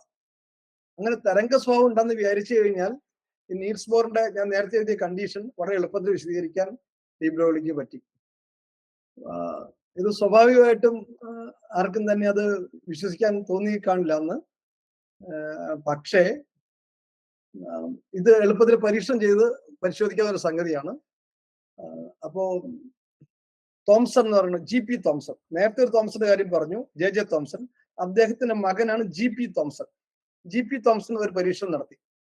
ഇലക്ട്രോണുകളെ ഒന്നിനു പുറകെ ഒന്നായിട്ട് അല്ലെങ്കിൽ കുറെ ഇലക്ട്രോണുകളുടെ ബീമിനെ ഇതുപോലെ ഇങ്ങനെ വിടുന്നു. അത് ഇവിടെ ഒരു ക്രിസ്റ്റലിൽ വന്ന് പതിക്കുന്നു. അതിനുശേഷം അവിടെ നിന്ന് വരുന്ന ഇത് ഒരു ഫോട്ടോഗ്രാഫി ഫിലിം വന്നു കഴിയുമ്പോൾ ഇങ്ങനെ കുറെ റിങ്ങുകൾ കിട്ടുകയാണ്. ആ റിങ്ങുകൾ വിശദീകരിക്കാൻ ഒപ്റ്റിക്സ് വഴി പറ്റും. എക്സ്റേയുടെ കേസിലൊക്കെ ഇത് സംഭവിച്ചിട്ടുണ്ട്. ഡിഫ്രാക്ഷൻ എന്ന പ്രോസസ് വഴിയാണ് നടക്കുന്നത്. തരംഗമാണെന്ന് വിചാരിച്ചാൽ മാത്രമേ ഇത് ഈ റിങ്ങുകൾ എങ്ങനെ ഇട്ടൊന്ന് വിശദീകരിക്കാൻ പറ്റുള്ളൂ.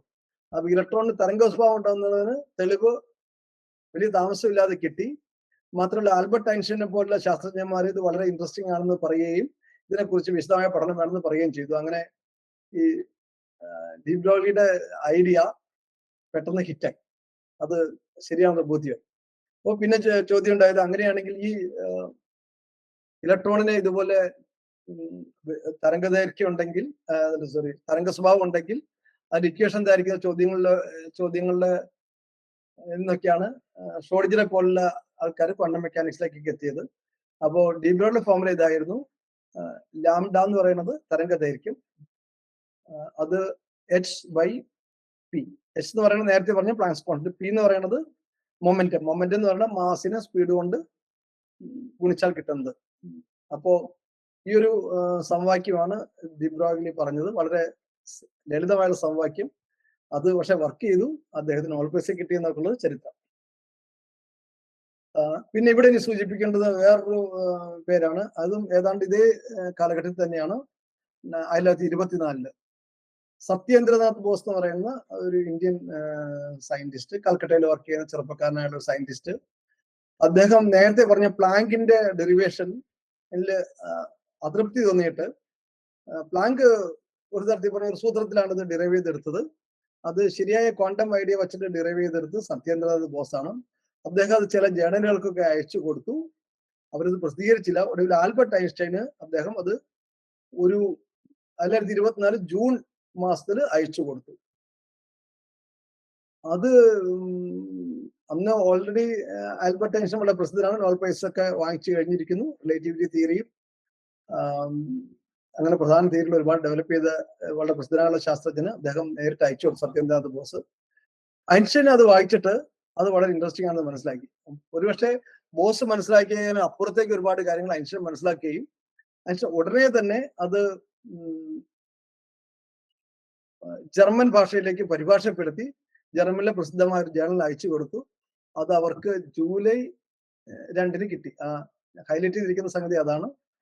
ജൂലൈ 2 കിട്ടി. അതായത് ജൂണിൽ ബോസ് അയച്ചു കൊടുത്തത് ജൂലൈയിൽ അവർക്ക് ലഭിക്കുകയും ആഗസ്റ്റിൽ തന്നെ പബ്ലിഷ് ചെയ്യുകയും ചെയ്തു. ഇവിടെ ഐൻസ്റ്റൈന്റെ പേരുണ്ട്. ഐൻസ്റ്റൈൻ അയച്ചു കൊടുത്തതിന്റെ പേരിൽ അത് പെട്ടെന്ന് പബ്ലിഷ്ഡായി. അപ്പൊ കണികളെ കുറിച്ച് പറയുമ്പോൾ വളരെ പ്രധാനപ്പെട്ട ഒരു സംഗതിയാണ്. കാരണം നമ്മളിപ്പോ ഹിഗ്സ് ബോസോൺ എന്നൊക്കെ കേട്ടിട്ടുണ്ടാവും. ഏത് കണികയെ ആര് പുതുതായിട്ട് കണ്ടുപിടിച്ചു കഴിഞ്ഞാലും അത് ഒന്നുകിൽ ഈ ബോസിന്റെ പേരിൽ അറിയപ്പെടുന്ന ബോസോൺസ് ആയിരിക്കണം, അല്ലെങ്കിൽ ഫെർമിയുടെ പേരിൽ അറിയപ്പെടുന്ന ഫെർമിയോൺ ആയിരിക്കണം. അപ്പൊ ഈ ബോസ് ആണ് ആദ്യമായിട്ട് പ്രകാശത്തിന്റെ കാര്യത്തിലാണ് ഇത് ഈ ഫോർമുല ഡിറൈവ് ചെയ്തത്. പക്ഷെ ഐൻസ്റ്റൈൻ കണ്ടെത്തിയ പ്രകാശത്തിന് മാത്രമല്ല, ഒരുപാട് കണങ്ങൾക്ക് അത് ബാധകമാണല്ലോ. അപ്പോ ഇപ്പൊ നമ്മള് ഒരർത്ഥത്തില് ആദ്യത്തെ ആശയം നൽകിയ ആൾ നിലയ്ക്ക് ബോസിനോടും അതിന്റെ കാര്യങ്ങൾ മനസ്സിലാക്കി അത് വികസിപ്പിച്ചെടുത്തതിന്റെ പേരിൽ ഐൻസ്റ്റൈനോടും കടപ്പെട്ടിരിക്കുന്നു. അങ്ങനെ ഐൻസ്റ്റൈൻ ട്രാൻസ്ലേറ്റ് ചെയ്ത് പബ്ലിഷ് ചെയ്തു. പിന്നീട് ഒരു പേപ്പറും കൂടി ബോസിന്റേത് ഐൻസ്റ്റൈൻ പബ്ലിഷ് ചെയ്തിട്ടുണ്ട്. അതുകൂടാതെ ഐൻസ്റ്റൈൻ അതിൽ നിന്ന് കൂടുതൽ വർക്ക് ചെയ്തിട്ട്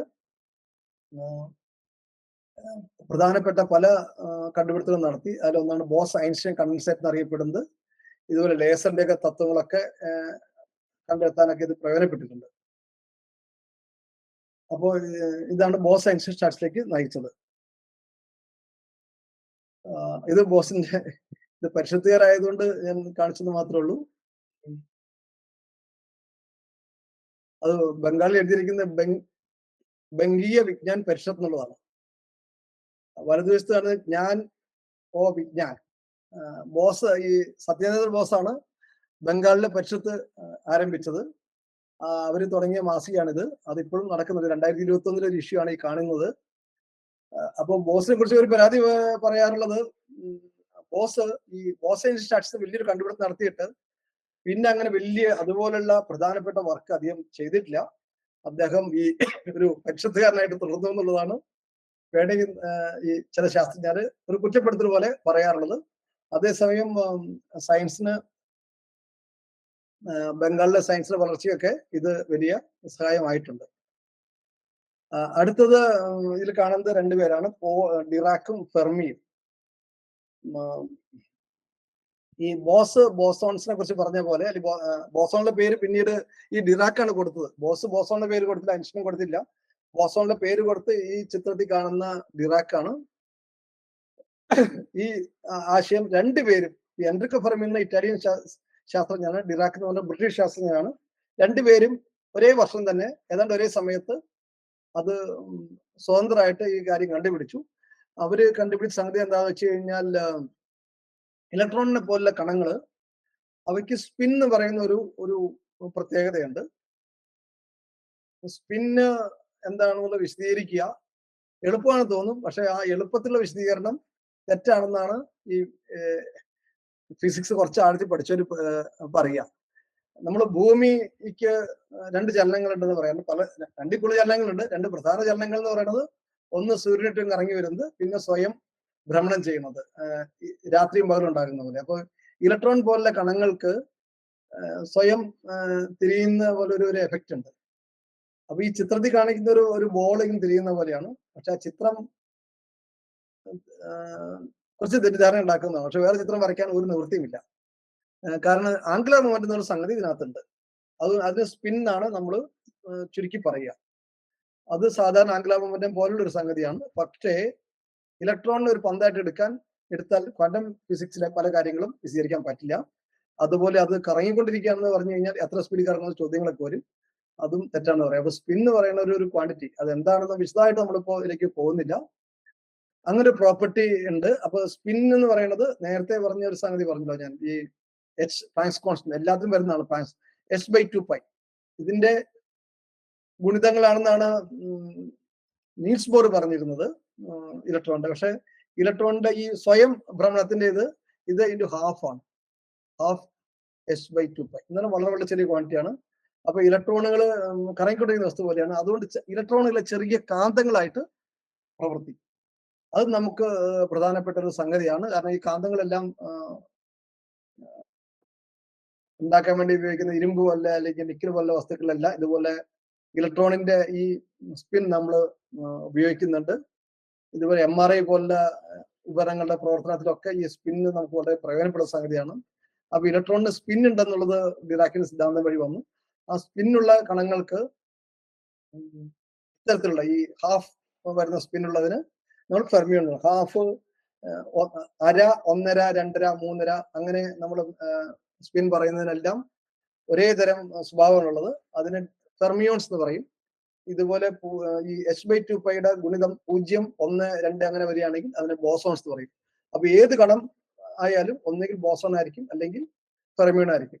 ഇപ്പൊ ഹിഗ്സ് കണത്തെ കണ്ടുപിടിച്ചപ്പോ ഹിഗ്സ് ബോസോൺ എന്നാ പേര് കൊടുത്തത്. അത് ബോസ് അങ്ങനെ ഒരു സംഗതി ആലോചിച്ചിട്ടേ ഇല്ല. പക്ഷെ കണ്ടുപിടിക്കാൻ പോകുന്ന എല്ലാ കണങ്ങൾക്കും ഇതുപോലെ ഒരു പേരാ വരിക. കാരണം എന്താ വെച്ച് കഴിഞ്ഞാൽ ഒന്നുകിൽ ഇത് വരണം അല്ലെങ്കിൽ മറ്റു അത് രണ്ടേ പറ്റുള്ളൂ എന്നുള്ളത് ക്വാണ്ടം തിയറിയിലെ വളരെ അടിസ്ഥാനമായിട്ടൊരു തത്വമാണ്. അടുത്തിരിക്കുക. ഇത് ക്വാണ്ടം മെക്കാനിക്സിന്റെ ചരിത്രം പറയുമ്പോൾ എല്ലാവരും എടുത്തു കാണിക്കാനുള്ള ചിത്രമാണ്. 2027 ഒരു കോൺഫറൻസ്, സോൾവേ കോൺഫറൻസ്, അതിൽ വെച്ചിട്ടാണ് ക്വാണ്ടം മെക്കാനിക്സിന്റെ ഒരുപാട് കാര്യങ്ങൾ ശാസ്ത്രജ്ഞർ വിശദമായിട്ട് ചർച്ച ചെയ്തത്. അതില് ആ ചിത്രം നിങ്ങളുടെ മൊബൈലിൽ കാണാമെന്ന് ഞാൻ വിചാരിക്കണം. അതിൽ പ്രസിദ്ധ ഒരുപാട് പേരുണ്ട്. ഇത് ഇവിടെ ഇരിക്കുന്നതാണ് മാക്സ് പ്ലാങ്ക്, ഇത് മേരി ക്യൂറി, ഇത് ലോറൻസ് ഇലക്ട്രോണിന്റെ ഫോഴ്സിനെ കുറിച്ചൊക്കെ പഠിച്ച ആളാണ്.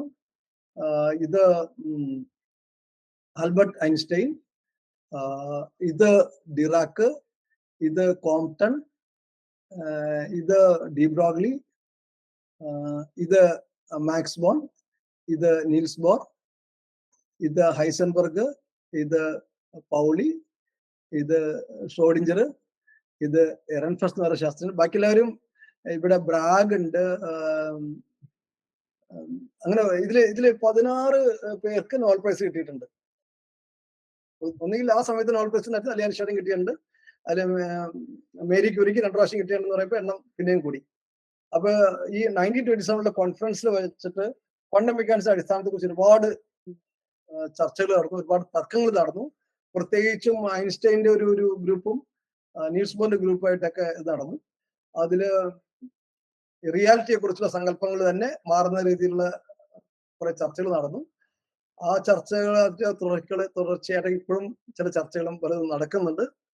അപ്പൊ അതില് ഐൻസ്റ്റൈന്റെ പല ധാരണകളും തെറ്റാണെന്നാണ് പിന്നീട് വന്നത്. നീൽസ് ബോർ ഒക്കെ പറഞ്ഞ പോലെയാണ് കാര്യങ്ങൾ നടന്നതെന്നുള്ളതാണ് ഇപ്പോൾ നമ്മൾ മനസ്സിലാക്കുന്നത്. അപ്പൊ ഇതെല്ലാവരെയും കൂടി ഒരു ചിത്രത്തിൽ കാണിക്കാൻ വേണ്ടി കാണുന്നതുകൊണ്ട് ഞാൻ എടുത്തതേ ഉള്ളൂ. ഇനി അടുത്തത് ഞാൻ പറയാൻ പോകുന്നത് അടിസ്ഥാന ബലങ്ങളെ കുറിച്ചിട്ടാണ്. അടിസ്ഥാന ബലങ്ങളും ഈ ഫണ്ടമെന്റൽ പാർട്ടിക്കിൾസും അല്ലെങ്കിൽ അടിസ്ഥാന കണങ്ങൾ തമ്മിൽ ബന്ധമുണ്ട്. ഇതൊരു അത്ഭുതമുള്ള സംഗതിയാണെന്ന് തോന്നുന്നു. നമ്മൾ ചുറ്റും നോക്കി കഴിഞ്ഞാൽ ഒരുപാട് ബലങ്ങൾ നമ്മൾ കാണാൻ പറ്റും. ഒരുപാട് ഒരാൾ പിടിച്ച് തള്ളുന്നത്, വീഴുന്നത്, അല്ലെങ്കിൽ ഒരു കിളി പറക്കുന്നത്, ഒരു മീൻ നീന്തുന്നത്, നമ്മൾ നടക്കുന്നത്, ഡാൻസ് ചെയ്യുന്നത്, പാട്ട് പാടുന്നതിലൊക്കെ ഒരുപാട് തരം ബലങ്ങൾ വേണം. പക്ഷെ ഇതിന്റെ എല്ലാം പിന്നില് വളരെ എണ്ണം കുറഞ്ഞ കുറച്ച് ബലങ്ങളാണുള്ളത് എന്നുള്ളതാണ് ആദ്യത്തെ ഒരു അത്ഭുതകരമായുള്ള കാര്യം. അത് ഏറ്റവും നമുക്ക് എളുപ്പത്തിൽ അറിയാവുന്നത് ഗുരുത്വബലമാണ്. നമ്മൾ തെറ്റിക്കഴിഞ്ഞാൽ അടിതെറ്റി ആനയും വീഴുന്നത് ഗുരുത്വബലം കാരണമാണ്. ഇതുപോലെ ഭൂമി സൂര്യനെ ചുറ്റും കറങ്ങുന്നത്, ഭൂമിയുടെ ചുറ്റും ചന്ദ്രൻ കറങ്ങുന്നത് മുതല് ഈ കാണുന്നത് ഒരു ഗാലക്സി ചിത്രമാണ്. നമ്മുടെ പരിഷത്ത് പ്രവർത്തന ശരത് പ്രഭവ് എടുത്ത ചിത്രമാണ്. ആൻഡ്രോമേഡ ഗാലക്സിയുടെ ശരത് പ്രഭവ് എടുത്ത ചിത്രമാണ്. അപ്പൊ ഈ ആൻഡ്രോമേഡ ഗാലക്സി പോലെ നക്ഷത്രങ്ങളൊക്കെ ഈ കേന്ദ്രത്തിൽ കറങ്ങിക്കൊണ്ടിരിക്കുന്ന എല്ലാം ഗുരുത്വബലം, ഒരേ ബലം വെച്ചിട്ടാണ് ഇതെല്ലാം പ്രവർത്തിക്കുന്നത്. അപ്പൊ ഗുരുത്വബലം എന്ന് പറയുന്നത് വളരെ പ്രധാനപ്പെട്ട ഒരു ബലമാണ്. അത് ന്യൂട്ടന്റെ തിയറി ഉണ്ടായിരുന്നു, പിന്നീട് ഐൻസ്റ്റൈന്റെ സിദ്ധാന്തം ഉണ്ടാക്കി. ഇപ്പോഴും നമുക്കത് ഈ ക്വാണ്ടം തിയറിയായിട്ട് യോജിപ്പിക്കാൻ പറ്റിയിട്ടില്ല. പക്ഷെ ഗുരുത്വബലം ഒരു അടിസ്ഥാന ബലമാണ്. അടുത്തത് വിദ്യുത് കാന്തിക ബലമാണ്. അതൊന്ന് എടുത്തു പറയേണ്ട കാര്യം എന്താണെന്ന് വെച്ച് കഴിഞ്ഞാൽ വൈദ്യുതിയെക്കുറിച്ചും കാന്തികതയെക്കുറിച്ചും ആദ്യം ആൾക്കാർക്ക് പ്രത്യേകം അറിയാമായിരുന്നു. പിന്നീട് 19ാം നൂറ്റാണ്ടിന്റെ ആദ്യത്തിലാണ് കുറെ പരീക്ഷണങ്ങളൊക്കെ വഴിയാണ് വൈദ്യുതിയും കാന്തികതയും തമ്മിൽ ഒരു ബന്ധമുണ്ടെന്നുള്ളത് ആൾക്കാർക്ക് മനസ്സിലായത്. അപ്പൊ വൈദ്യുതിയും കാന്തികയെ സംബന്ധിച്ച് ഒരുപാട് നിയമങ്ങളെല്ലാം കൂടി മാക്സ്വെൽ എന്ന് പറയുന്ന ശാസ്ത്രജ്ഞൻ അദ്ദേഹം അത് ആറ്റിക്കുറുക്കി കുറച്ച് സമവാക്യങ്ങളായിട്ട് എഴുതി. ആ സമവാക്യം എഴുതിയപ്പോ അതിൽ നിന്നൊരു പ്രവചനം കൂടി അദ്ദേഹം നടത്താൻ പറ്റി. അതാണ് ഇലക്ട്രോമാഗ്നറ്റിക് വേവ്സ് എന്നുള്ളത്. അതായത് വിദ്യുത് കാന്തിക തരംഗങ്ങൾ എന്നൊരു തരംഗങ്ങൾ ഉണ്ടാവും എന്നുള്ളത് പറഞ്ഞു. നമ്മുടെ പ്രകാശം എന്ന് പറയുന്നത് ഒരു വിദ്യുത് കാന്തി തരംഗമാണ്.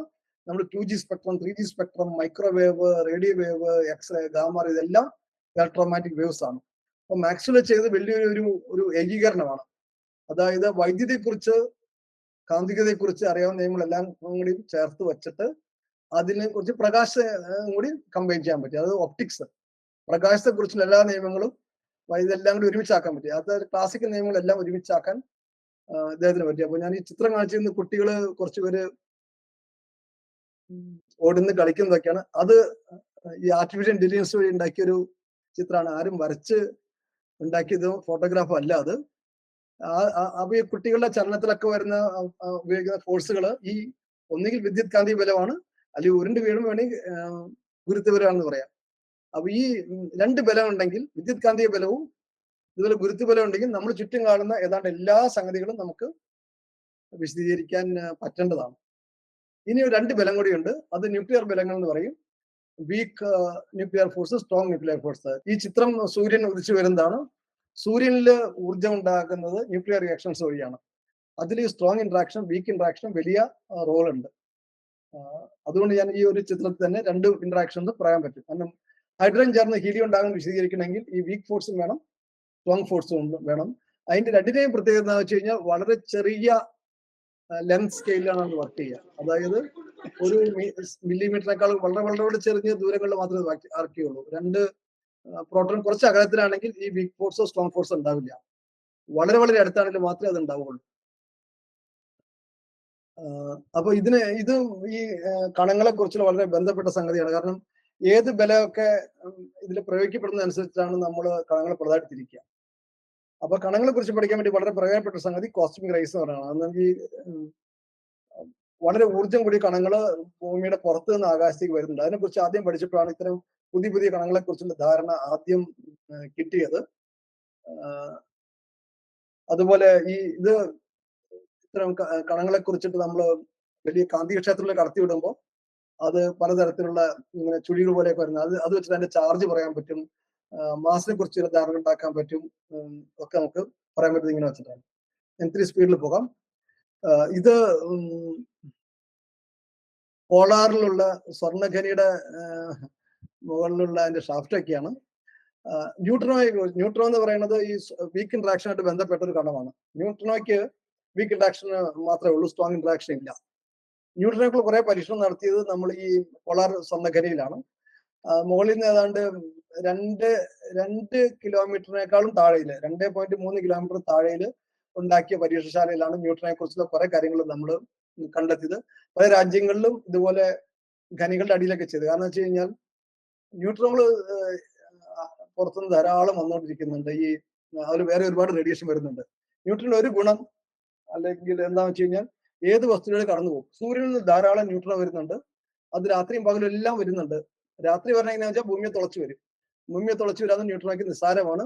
ഒരു സെക്കൻഡില് നമ്മുടെ ഓരോരുത്തരുടെ ശരീരത്തിലൂടെ ലക്ഷം കോടിക്കണക്കിന് ന്യൂട്രോണുകൾ കടന്നു പോകുന്നുണ്ട്. അപ്പൊ ഇന്ത്യയിൽ ഒരു ഫെസിലിറ്റി കാണിച്ചതേ ഉള്ളൂ. ഇതുപോലെ ഈ കോസ്മിക് റേസിനെ കുറിച്ച് പഠിക്കാൻ വേണ്ടിയിട്ട് നമ്മുടെ ശാസ്ത്രജ്ഞർ ചെയ്യുന്ന ചില പരീക്ഷണങ്ങളാണ്. ഇന്ത്യയിൽ ഈ പാർട്ടിക്കൽ ഫിസിക്സ് പരീക്ഷണം വളരെ ചെലവ് കൂടിയതാണ്. അപ്പൊ ഏറ്റവും എളുപ്പത്തിൽ ചെയ്യാവുന്നത് കോസ്മിക് റേസിനെ കുറിച്ച് പഠിക്കുന്നത്. കോസ്മിക് റേസ് പുറത്തേക്ക് വന്നോണ്ടിരിക്കുന്നത്, നമ്മളെ കുറിച്ച് പഠിച്ചാൽ മതി. അപ്പൊ ഇടതുവശത്ത് കാണുന്നതിൽ ആ കന്നഡക്കാരൻ MGK മേനോനാണ്. വലതുവശത്ത് കാണുന്നതിൽ വയറൊക്കെ പിടിച്ച് നിൽക്കുന്നത് ഹോമി ബാബയാണ്. MGK മേനോൻ ആരാണെന്ന് ഹോമി ജഹാംഗീർ ബാബ ആരാണെന്ന് പറയേണ്ട ആവശ്യമില്ല. ഇവരുടെ പരീക്ഷണങ്ങളും പാർട്ടിക്കൽ ഫിസിക്സിലേക്ക് കോൺട്രിബ്യൂട്ട് ചെയ്തിരുന്നത് പറയാൻ വേണ്ടി കാണിച്ചിരുന്നത്. ഇത് വേറൊരു ന്യൂട്രോൺ ഒബ്സർവേറ്ററി ആണ്. ഇത് ഐസ് ക്യൂബ് എന്നാണ് അറിയപ്പെടുന്നത്. ആ പേര് വിളിക്കാൻ കാരണം ഐസ് ക്യൂബ് തന്നെയാണ്. ഐസ് ക്യൂബിന്റെ സൈസ് എത്രയാണെന്ന് വെച്ച് കഴിഞ്ഞാൽ അവിടെ എഴുതിയാൽ വെച്ചാൽ കാണാം. മുകളിൽ നിന്ന് ഇത് ഇത്രയും ഐസ് ഒരുമിച്ച് കിട്ടുന്നത് അന്റാർട്ടിക്കയിലാണ്. അപ്പൊ അന്റാർട്ടിക്കയിലാണ് ഇത് സ്ഥാപിച്ചിരിക്കുന്നത്. അതിന്റെ ആഴം 2.5 കിലോമീറ്റർ ആണ്. അപ്പൊ 1.5 കിലോമീറ്റർ മുതൽ 2.5 കിലോമീറ്റർ വരെയുള്ള 1 കിലോമീറ്റർ നീളം, വീതി, ഉയരം, അങ്ങനെ ഒരു ഐസ് ക്യൂബാണ് അതിനകത്ത് എടുത്തിരിക്കുന്നത്. അതിന് ന്യൂട്രോൺ ഏത് വസ്തുവിനെ സുഖമായിട്ട് കടന്നു പോകും. അപ്പൊ വലിയൊരു വസ്തു ഉണ്ടെങ്കിൽ മാത്രമേ നമുക്ക് ന്യൂട്രോൺ പഠിക്കാൻ പറ്റുള്ളൂ. അപ്പൊ ഐസ് ക്യൂബ് നമ്മുടെ ഏറ്റവും വലിയ ന്യൂട്രോൺ ഒബ്സർവേറ്ററിൽ ഒന്നാണ്. 1 കിലോമീറ്റർ നീളവും വീതി ഉയരമുള്ള ഒരു ഐസ് കട്ട. അതിനകത്ത് ഒരുപാട് വയറൊക്കെ ചെയ്തിട്ട് പിടിക്കാം. ഒരുപാട് ശാസ്ത്രജ്ഞന്മാരോട് പോയി പഠിക്കുന്നുണ്ട്, ഇന്ത്യക്കാർ ഉൾപ്പെടെ ഉള്ളത്. ഞാൻ ഈ അടിസ്ഥാന കണങ്ങളെ കുറിച്ച് പഠിക്കുമ്പോൾ ഇതിന്റെ ബാക്ക്ഗ്രൗണ്ട് പറയാൻ വേണ്ടി പറഞ്ഞു കാണിച്ചതാണ്. ഇനി അടിസ്ഥാന ഇതിൽ ഞാൻ ഗുരുത്വത്തെ കുറിച്ച് പറഞ്ഞു. ഐൻസ്റ്റൈന്റെ സിദ്ധാന്തം, ന്യൂട്ടൺ സിദ്ധാന്തം പറഞ്ഞു. ഗുരുത്വാകർഷണത്തെ നമുക്ക് അത് കണികകൾ ക്ലാസിഫൈ ചെയ്യാൻ ഉപയോഗിക്കാൻ വരാൻ എല്ലാ കണികകൾക്കും കോമൺ ആയിട്ടുള്ള സംഗതിയാണ് ഗുരുത്വാകർഷണം. അസം വീക്ക് ഇന്ററാക്ഷൻ, സ്ട്രോങ് ഇന്ററാക്ഷൻ വെച്ചിട്ടാണ് നമ്മൾ ഈ പാർട്ടിക്കിൾസ് തിരിക്കുക. അപ്പൊ ഇത് ന്യൂക്ലിയർ ഇന്ററാക്ഷൻസിൽ ഇലക്ട്രോഡൈനാമിക്സ് ഞാൻ നേരത്തെ പറഞ്ഞു, ഇലക്ട്രിസിറ്റി മൈനസിനെ കുറിച്ച്. ഇത് വീക്ക് ഇന്ററാക്ഷൻ ആണ്. വീക്ക് ഇന്ററാക്ഷൻ ഇപ്പൊ നിലവിലുള്ള സിദ്ധാന്തം ഉണ്ടാക്കിയിരിക്കുന്നത് ജോർജ് സോഴ്സും റോബർട്ട് മാർഷക് എന്നുള്ള ശാസ്ത്രജ്ഞന്മാർ ഉണ്ടാക്കിയ സിദ്ധാന്തമാണ് അത് അറിയപ്പെടുന്നത്. ഇവര് ഉണ്ടാക്കിയ ഉണ്ടാക്കിയ സിദ്ധാന്തത്തിന് ശേഷം ഫെയ്ൻമാൻ ഗെൽമാൻ പോലുള്ള ശാസ്ത്രജ്ഞന്മാരും ഈ ഇതുപോലെ ആശയം ഉണ്ടാക്കി. അത് ഗെൽമാൻ ഇവരിൽ നിന്ന് എന്താ പറയാ അടിച്ചെടുത്താണെന്നൊക്കെ ഒരു ആരോപണമുണ്ട്. അതിൽ കുറെ ശരിയുമുണ്ടെന്ന് ഞാൻ വിചാരിക്കുന്നു. അപ്പോ ജോർജ് സുദർശൻ, മലയാളി കൂടിയായ ജോർജ് സുദർശനും റോബർട്ട് മാർഷനും കൂടെ വീക്ക് ഇന്ററാക്ഷന്റെ സിദ്ധാന്തം ഉണ്ടാക്കിയിരിക്കുന്നത്. അതാണ് ഇപ്പൊ അക്സെപ്റ്റ് ആയിട്ടുള്ള സിദ്ധാന്തം. അത് വേറെ സിദ്ധാന്തത്തിൽ ഉൾച്ചേർത്തിട്ടുണ്ട്, അതിലേക്ക് ഉൾപ്പെടുത്തിയിട്ടുണ്ട്. അടുത്തത് സ്ട്രോങ് ഇന്ററാക്ഷനെ കുറിച്ചുള്ളതാണ്. സ്ട്രോങ് ഇന്ററാക്ഷൻ ഒരു പ്രോട്ടോണും ന്യൂട്രോണും അടിസ്ഥാന കണം അല്ല എന്ന് ഞാൻ നേരത്തെ പറഞ്ഞിരുന്നു. പ്രോട്ടോണും ന്യൂട്രോണും എല്ലാം ഉണ്ടാക്കിയിരിക്കുന്നത് ക്വാർക്കുകൾ ഉപയോഗിച്ചിട്ടാണ്. അത് ഈ ഗെൽമാൻ എന്നുള്ള സയന്റിസ്റ്റും ജോർജ് സീഗ് എന്നുള്ള സയന്റിസ്റ്റും ഏതാണ്ട് ഒരേ സമയത്ത് സ്വതന്ത്രമായിട്ട് ഇൻഡിപെൻഡന്റ് ആയിട്ട് കണ്ടുപിടിച്ചു. അപ്പൊ പ്രോട്ടോൺ ന്യൂട്രോണിലൊക്കെ ഉള്ളത് 3 ക്വാർക്കിലാണ്. പ്രോട്ടോണിലാണ് 2 യു ക്വാർക്കും ഒരു ഡി ക്വാർക്കും. ആ പേരുകൾ വലിയ പ്രാധാന്യം കൊടുക്കേണ്ട, അപ്പ് ഡൗൺ എന്ന് കാണിക്കാൻ വേണ്ടിയാണ് യുവും ഡിയും പറഞ്ഞിരിക്കുന്നത്. അതുകൂടാതെ വേറെയും ക്വാർക്കുകൾ ഉണ്ടെന്ന് പിന്നീട് കണ്ടെത്തിയിട്ടുണ്ട്. അപ്പൊ പ്രോട്ടോൺ ന്യൂട്രോണും അടിസ്ഥാന കണമല്ല, അതിനേക്കാളും അടിസ്ഥാനം പറയുന്നത് ക്വാർക്കിലാണ്. ക്വാർക്കിൽ വെച്ചിട്ടാണ് എല്ലാ പ്രോട്ടോണുകളും ന്യൂട്രോൺ ഉണ്ടായിരിക്കുന്നത്. അപ്പൊ നമ്മുടെ മനുഷ്യ ശരീരം എടുത്തു കഴിഞ്ഞാൽ അതിൽ വിശദീകരിക്കാൻ വേണ്ടത് പ്രോട്ടോൺ ന്യൂട്രോൺ ഇലക്ട്രോണിന് പകരം നമ്മുടെ U quark D quark electron എന്ന് പറഞ്ഞാൽ ഏതാണ്ട് ശരിയായി. ഇനി ഇത് ക്വാർക്കിനെ സംബന്ധിച്ചിടത്തുള്ള അതിന്റെ ഫീൽഡ് തിയറി, അതിന്റെ മാക്സ്വെലിന്റെ പോലെ ഇതിനകത്ത് സിദ്ധാന്തം ഉണ്ടാക്കിയിരിക്കുന്നത് ഈ 3 ശാസ്ത്രജ്ഞരാണ് പ്രധാനമായിട്ടുള്ളത്. David Gross, David Politzer, Frank Wilczek. ഇവർക്ക് 3 പേർക്കും ഇതിന്റെ പേരിൽ നോബൽ പുരസ്കാരം ലഭിച്ചിട്ടുണ്ട്. ഞാൻ സൂചിപ്പിക്കുകയാണ്. കാരണം ക്വാർക്കിനെ കുറിച്ചുള്ള ആശയം വരുന്നത് 1963 ശേഷമാണ്. പരിഷത്തൊക്കെ ഉണ്ടായതിനു ശേഷമാണ് ക്വാർക്കിന്റെ ഐഡിയ വരുന്നത്. പക്ഷെ അതിൽ ധാരാളം തെളിവുകൾ കിട്ടി. അതിന്റെ പേരിൽ പലർക്കും നോബൽ പുരസ്കാരവും കിട്ടിയിട്ടുണ്ട്. ഇനി അടുത്ത് വരികയാണെങ്കിൽ ഇതൊരു പ്രധാന ചിത്രമാണ്. 3 സയന്റിസ്റ്റുകൾ, Sheldon Glashow, Steven Weinberg, Abdus Salam. Abdussalam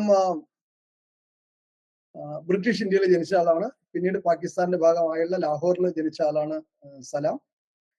ഇവര് 3 പേരും ചെയ്ത സംഗതി എന്താന്ന് വെച്ച് കഴിഞ്ഞാൽ, നേരത്തെ പറഞ്ഞ ഈ സുദർശനും മാർഷും കൂടി ഉണ്ടാക്കിയ വീക്ക് ഇന്ററാക്ഷന്റെ തിയറിയെ മാക്സ്വെൽ ഉണ്ടാക്കിയ ഇലക്ട്രോ ഡൈനാമിക്സ് അല്ലെങ്കിൽ വിദ്യുത് കാന്തിക സിദ്ധാന്തത്തിൽ ചേർത്തിട്ട് ഒറ്റ സിദ്ധാന്തമാക്കി. ഏകീകൃത ഫീൽഡ് സിദ്ധാന്തം അല്ലെങ്കിൽ ഇലക്ട്രോവിക് തിയറി എന്ന് പറയുന്നത് സൃഷ്ടിച്ചത് ഇവരാണ്. ഈ തിയറി ഉണ്ടാക്കാൻ വേണ്ടിയിട്ട് ആ തിയറി കൺസിസ്റ്റന്റ് ആണെന്ന് പ്രൂവ് ചെയ്തവരാണ് ഈ ചിത്രത്തിൽ കാണുന്ന വെൽക്മാനും ട്യൂഫ്റ്റും. ഇവര് രണ്ടുപേരെയും പീറ്റർ ഹിഗ്സ്, ഫ്രാങ്കോയിസ് എംഗ്ലർട്ട്, ഇവര് ആണ് ഹിഗ്സ് മെക്കാനിസം എന്നറിയപ്പെടുന്ന ആശയം കൊണ്ടുവന്നത്. ഞാൻ ഈ കാണിച്ച എല്ലാവർക്കും ഇതിന്റെ പേരിൽ നോബൽ പ്രൈസ് കിട്ടിയിട്ടുണ്ട്. ഈ ഹിഗ്സ് ഒരു 2 മാസം മുമ്പാണ് മരിച്ചുപോയത്. എംഗ്ലർട്ട് ഇപ്പോഴും ജീവിച്ചിരിക്കുന്ന ആളാണ്. ഈ ചിത്രം കണ്ടിട്ട് തെറ്റിദ്ധരിക്കണ്ട, ഈ വയസ്സന്മാരാണ് കണ്ടുപിടിച്ചത് വിചാരിക്കണ്ട. ഇവര് ഈ വർക്ക് ചെയ്ത് 1964 60 വർഷം മുമ്പ് ചെയ്ത വർക്കാണ്. അപ്പൊ അന്ന് അവര് ചെറുപ്പമായിരുന്നു. അക്കാലത്തുള്ള നല്ല ഫോട്ടോ കിട്ടാത്തതിനെ അത് കാണിച്ചതേ ഉള്ളൂ. ഇത് ഞാൻ നേരത്തെ പറഞ്ഞ ഇലക്ട്രോവിക് തിയറി, അതായത് ഇലക്ട്രോ ഡൈനാമിക്സ് എന്ന് പറയുന്ന വിദ്യുത് കാന്തിക തരംഗത്തെ കുറിച്ച് സിദ്ധാന്തവും വീക്ക് ഇന്ററാക്ഷൻ കുറിച്ച് സിദ്ധാന്തവും ഒരുമിച്ചാക്കിയപ്പോൾ അതിന് കുറെ പ്രൊഡിക്ഷൻസ് ഉണ്ടായിരുന്നു, പ്രവചനങ്ങൾ ഉണ്ടായിരുന്നു. പുതിയ സിദ്ധാന്തം ആർക്കും ഉണ്ടാക്കാം, പക്ഷെ പ്രവചനങ്ങൾ വേണം ശരിയായി വരണം. അപ്പോൾ അതിന്റെ പ്രവചനങ്ങളിൽ പെട്ടതായിരുന്നു W കണങ്ങൾ, Z കണങ്ങൾ എന്നുള്ളത്. അത് രണ്ടും പിന്നീട് കണ്ടെത്തി. അതിന്റെ ഒരു ചിത്രമാണ്, അത് വിശദാംശങ്ങളിലേക്ക് പോകുന്നില്ല. അത് കണ്ടെത്തിയതിന്റെ പരീക്ഷണങ്ങളുടെ പിന്നിൽ വർക്ക് ചെയ്യുന്നവരാണ് വാൻഡർമീറും കാളോ റുബിയയും. ഇവർക്കും നോബൽ പുരസ്കാരം ലഭിച്ചിട്ടുണ്ട്. ഈ ചിത്രത്തിൽ കാണുന്നത് സേൺ എന്ന് പറയുന്നത് ഫ്രാൻസിന്റെയും സ്വിറ്റ്സർലൻഡിന്റെ അതിർത്തിയിലുള്ള വലിയൊരു പരീക്ഷശാലയാണ്. അവിടെ ഈ മഞ്ഞ ലൈനിൽ കാണുന്നത് അതിന്റെ ചുറ്റളവ് 27 കിലോമീറ്റർ ഉണ്ട്. ഭൂമിയുടെ അടിയിലാണിത്. മാർക്കിന് വേണ്ടി അടയാളം വരച്ചിരിക്കുന്നേ ഉള്ളൂ. അവിടെയുള്ള പരീക്ഷശാല, അപ്പോൾ ലോകത്തിലെ ഏറ്റവും വലിയ പരീക്ഷശാലകൾ ഒന്നാണ്. 27 കിലോമീറ്റർ ചുറ്റളവുണ്ട്. അത് ഇന്ത്യക്കാർ ഉൾപ്പെടെയുള്ളവർ അതിന്റെ കൂടെ കൊളാബറേറ്റ് ചെയ്യുന്നുണ്ട്. അവിടെയാണ് പ്രധാനപ്പെട്ട ഈ കണ്ടുപിടുത്തങ്ങൾ നടത്തിയത്, WZ ബോസോൺസ്. അതുകൂടാതെ ഹിഗ്സ് ബോസോൺ എന്നറിയപ്പെടുന്നത്. ഇതിനാണ് ദൈവഗണം എന്നൊക്കെയുള്ള പേരുകൾ ചിലർ വിളിച്ചുള്ളത്. ഹിഗ്സ് ബോസോൺ കണ്ടെത്തിയത് ഇവിടെയാണ്. ഹിഗ്സ് ബോസോൺ മിസ്സിംഗ് സാധനമായിട്ട് ഇരിക്കുകയായിരുന്നു. അത് 2012 ജൂലൈ 4 അനൗൺസ്മെന്റ് നടന്നത്. അതായിരുന്നു മിസ്സിംഗ് ആയിട്ടുള്ള സാധനം ഉണ്ടായിരുന്നത്. അതും കണ്ടെത്തിയോടുകൂടി ഈ കണികളെ കുറിച്ചുള്ള നമ്മുടെ ഒരു മാതൃക പൂർണ്ണമാവുകയാണ്. അതിന് സ്റ്റാൻഡേർഡ് മോഡൽ എന്ന് അറിയപ്പെടുന്നു. ഇതെല്ലാം ഇപ്പൊ കണ്ടെത്തിയിട്ടുണ്ട്. ഇതാണ് ഞാൻ ആദ്യം കാണിച്ച ചിത്രം. ഇലക്ട്രോണിന് ബന്ധപ്പെട്ട ന്യൂട്രിനോ, അതാണ് ഇവിടെ കാണുന്നത്. Electron neutrino. ഒരു മിനിറ്റ്.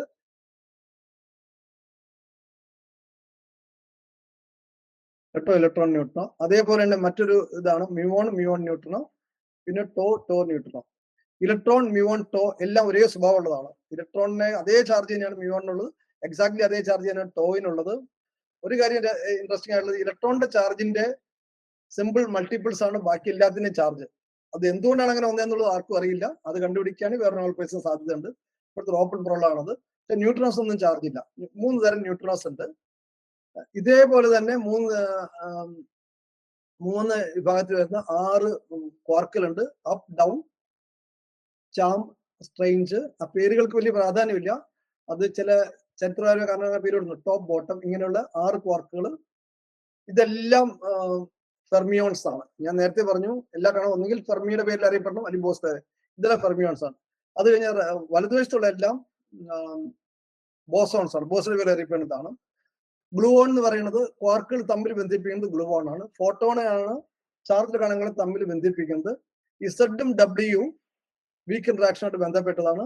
ഹിഗ്സ് കണമാണ് ഒടുവിൽ കണ്ടെത്തിയത്. ഹിഗ്സ് കണമാണ് മറ്റു പല കണങ്ങൾക്കും മാസ് കൊടുക്കാൻ സഹായിക്കുന്നത്. ഞാൻ പറഞ്ഞു 2 തരം വീക്ക് ഇന്ററാക്ഷനെയും അതുപോലെ ഇലക്ട്രോമാഗ്നറ്റിക് ഇന്ററാക്ഷനെയും കമ്പൈൻ ചെയ്തിട്ട് ഒറ്റ തിയറിയാക്കി. ഇത് സ്റ്റീഫൻ ഹോക്കിന്റെ ബുക്കാണ്, തിയറി ഓഫ് എവരിത്തിങ്. അപ്പൊ ഒരു ആഗ്രഹം ആൾക്കാരുടേത് ഇതിന്റെ കൂടെ സ്ട്രോങ് ഇന്ററാക്ഷനും ഗ്രാവിറ്റി എല്ലാം കൂടി ചേർന്ന് ഒറ്റ സിദ്ധാന്തമാക്കിയ, ഒരൊറ്റ സിദ്ധാന്തത്തെ എല്ലാ അടിസ്ഥാന ഫിസിക്കൽ പ്രോസസ് വിശദീകരിക്കാൻ കഴിയാന്നുള്ളത് ഒരു സ്വപ്നമാണ്. അപ്പൊ അതിന്റെ ഒരു ടൈം ലൈനാണ് കാണിക്കുന്നത്. 1873 ഇലക്ട്രോമാഗ്നറ്റിക്സും ഓപ്റ്റിക്സിനെ ചേർത്തിട്ട് ഒറ്റ സിദ്ധാന്തം ആക്കിയിട്ട് മാക്സ്വെല്ലിന്റെ സിദ്ധാന്തം വരുന്നത്. 1919 മുതൽ ഗ്രാവിറ്റിയും ഇലക്ട്രോമാഗ്നറ്റിക്സിനെയും കമ്പൈൻ ചെയ്യാൻ വേണ്ടി ഒരു ശ്രമം നടന്നുകൊണ്ടിരിക്കുന്നുണ്ടായിരുന്നു. ആൽബർട്ട് ഐൻസ്റ്റൈൻ ചെയ്തിട്ടുണ്ട്, പിന്നെ കലൂസ എന്ന സയന്റിസ്റ്റ്, ക്ലെയിൻ എന്ന സയന്റിസ്റ്റ് ഒക്കെ ചെയ്തിട്ടുണ്ട്. അതിനുവേണ്ടി ഈ പ്രപഞ്ചം എന്ന് പറയുന്നത് നമ്മളിപ്പോ അറിയാം, 3 ത്രിമാന ലോകം, 3 ഡയമെൻഷണൽ സ്പേസ്, ഒരു ടൈം, ചെറുത് 3+1 4 ഡയമെൻഷനുള്ള സ്പേസ് ടൈം എന്ന സങ്കല്പമാണ് ഇപ്പോൾ ഉള്ളത്. അതിനപ്പുറത്തേക്ക് കടന്നിട്ട് 5 ഡയമെൻഷൻ ഉണ്ടെന്ന് വിചാരിച്ചിട്ടാണ് ഇവര് ചില സിദ്ധാന്തം ഉണ്ടാക്കിയത്. പക്ഷെ അതിന് പരീക്ഷണങ്ങളുടെ പിന്തുണ കിട്ടാത്തൊരു സിദ്ധാന്തം ശരിയായില്ല. 1961-71 കാലത്താണ് യൂണിഫൈഡ് ഫീൽഡ് തിയറി എന്നുള്ള സംഗതി ഉണ്ടായത്. അത് വളരെ സക്സസ്ഫുൾ ആണ്. 1974 അൺസക്സസ്ഫുൾ ആയിട്ട് ഗ്രാൻഡ് യൂണിഫൈഡ് തിയറി, GUT തന്നെ ഗ്രാൻഡ് യൂണിഫൈഡ് തിയറീസ് ആണ്. സ്ട്രോങ് ഇന്ററാക്ഷൻ ചേർത്തുള്ള തിയറി ഉണ്ടാക്കാൻ വേണ്ടിയിട്ട് ഉള്ള 2 തിയറികൾ 1974 വന്നിരുന്നു. അതിൽ ഒന്ന് ഇന്ത്യക്കാരനായിട്ട് ഒരു പതിയും സലാമും ചേർത്തുള്ളതായിരുന്നു. പിന്നെ ഒരു ഗിയോർഗി ഗ്ലാഷോ, അങ്ങനെ വേറെ 2 ശാസ്ത്രജ്ഞന്മാർ ചേർന്നിട്ട് 2 പേര് ഇതുള്ള 2 സിദ്ധാന്തം വന്നു. അത് പ്രോട്ടോണുകള് സ്ഥായിയായിട്ട് നിൽക്കില്ല. പ്രോട്ടോണുകൾ എന്ന് പറയുന്നത് നമ്മുടെ ധാരണ ഇങ്ങനെ പണ്ടുണ്ടായ പ്രോട്ടോൺ ഇപ്പോഴും ഒന്നും സംഭവിക്കാൻ നിൽക്കുന്നത്. പക്ഷെ ഇവരുടെ സിദ്ധാന്തം അനുസരിച്ച് പ്രോട്ടോൺ കുറച്ചും ഡിക്ക് ചെയ്ത് പോകണം. പക്ഷെ അത് പ്രവചിച്ച അനുസരിച്ചുള്ളത് കണ്ടെത്താൻ കഴിഞ്ഞില്ല. അതുകൊണ്ട് ആ സിദ്ധാന്തത്തിന് ഇപ്പോ പ്രസക്തിയില്ല. പിന്നെ 1971 മുതൽ സ്ട്രിംഗ് തിയറീസ് എന്ന് പറഞ്ഞ സിദ്ധാന്തം വന്നിട്ടുണ്ട്. അത് പറയുന്നത് കണവുമല്ല തരംഗവുമല്ല അടിസ്ഥാനമായിട്ടുള്ളത് ഒരു സ്ട്രിങ്ങുകൾ പോലെ ഒരു എന്താ പറയാ തന്ത്രികളാണ്, അല്ലെങ്കിൽ അതിന്റെ കമ്പനങ്ങളാണ് നമ്മൾ കണങ്ങളായിട്ട് കാണുന്നത് എന്നുള്ളതാണ് സ്ട്രിംഗ് തിയറീസ്. സ്ട്രിംഗ് തിയറീസ് ഗണിതപരമായിട്ട് നോക്കുകയാണെങ്കിൽ നല്ല സിദ്ധാന്തമാണ്. അത് എല്ലാം വിശദീകരിക്കാൻ പറ്റുമെന്നാണ് അവർ അവകാശപ്പെടുന്നത്. പക്ഷേ അത് പരീക്ഷണങ്ങളുടെ പിൻബലം ഇതുവരെ കിട്ടിയിട്ടില്ല. അതുപോലെ 1995 എം തിയറി എന്ന് പറഞ്ഞിട്ടുള്ള ചില സിദ്ധാന്തങ്ങൾ വന്നിട്ടുണ്ട്. അത് ഇതിനേക്കാളൊക്കെ അപ്പുറത്തുള്ള സിദ്ധാന്തമാണെന്നാണ് വെപ്പ്. പക്ഷെ അവിടെയും പരീക്ഷണങ്ങളുടെ പിന്തുണ അതിന് കിട്ടിയിട്ടില്ല. ഓക്കെ, അപ്പൊ ഞാൻ ഇവിടെ അവസാനിപ്പിക്കുകയാണ്.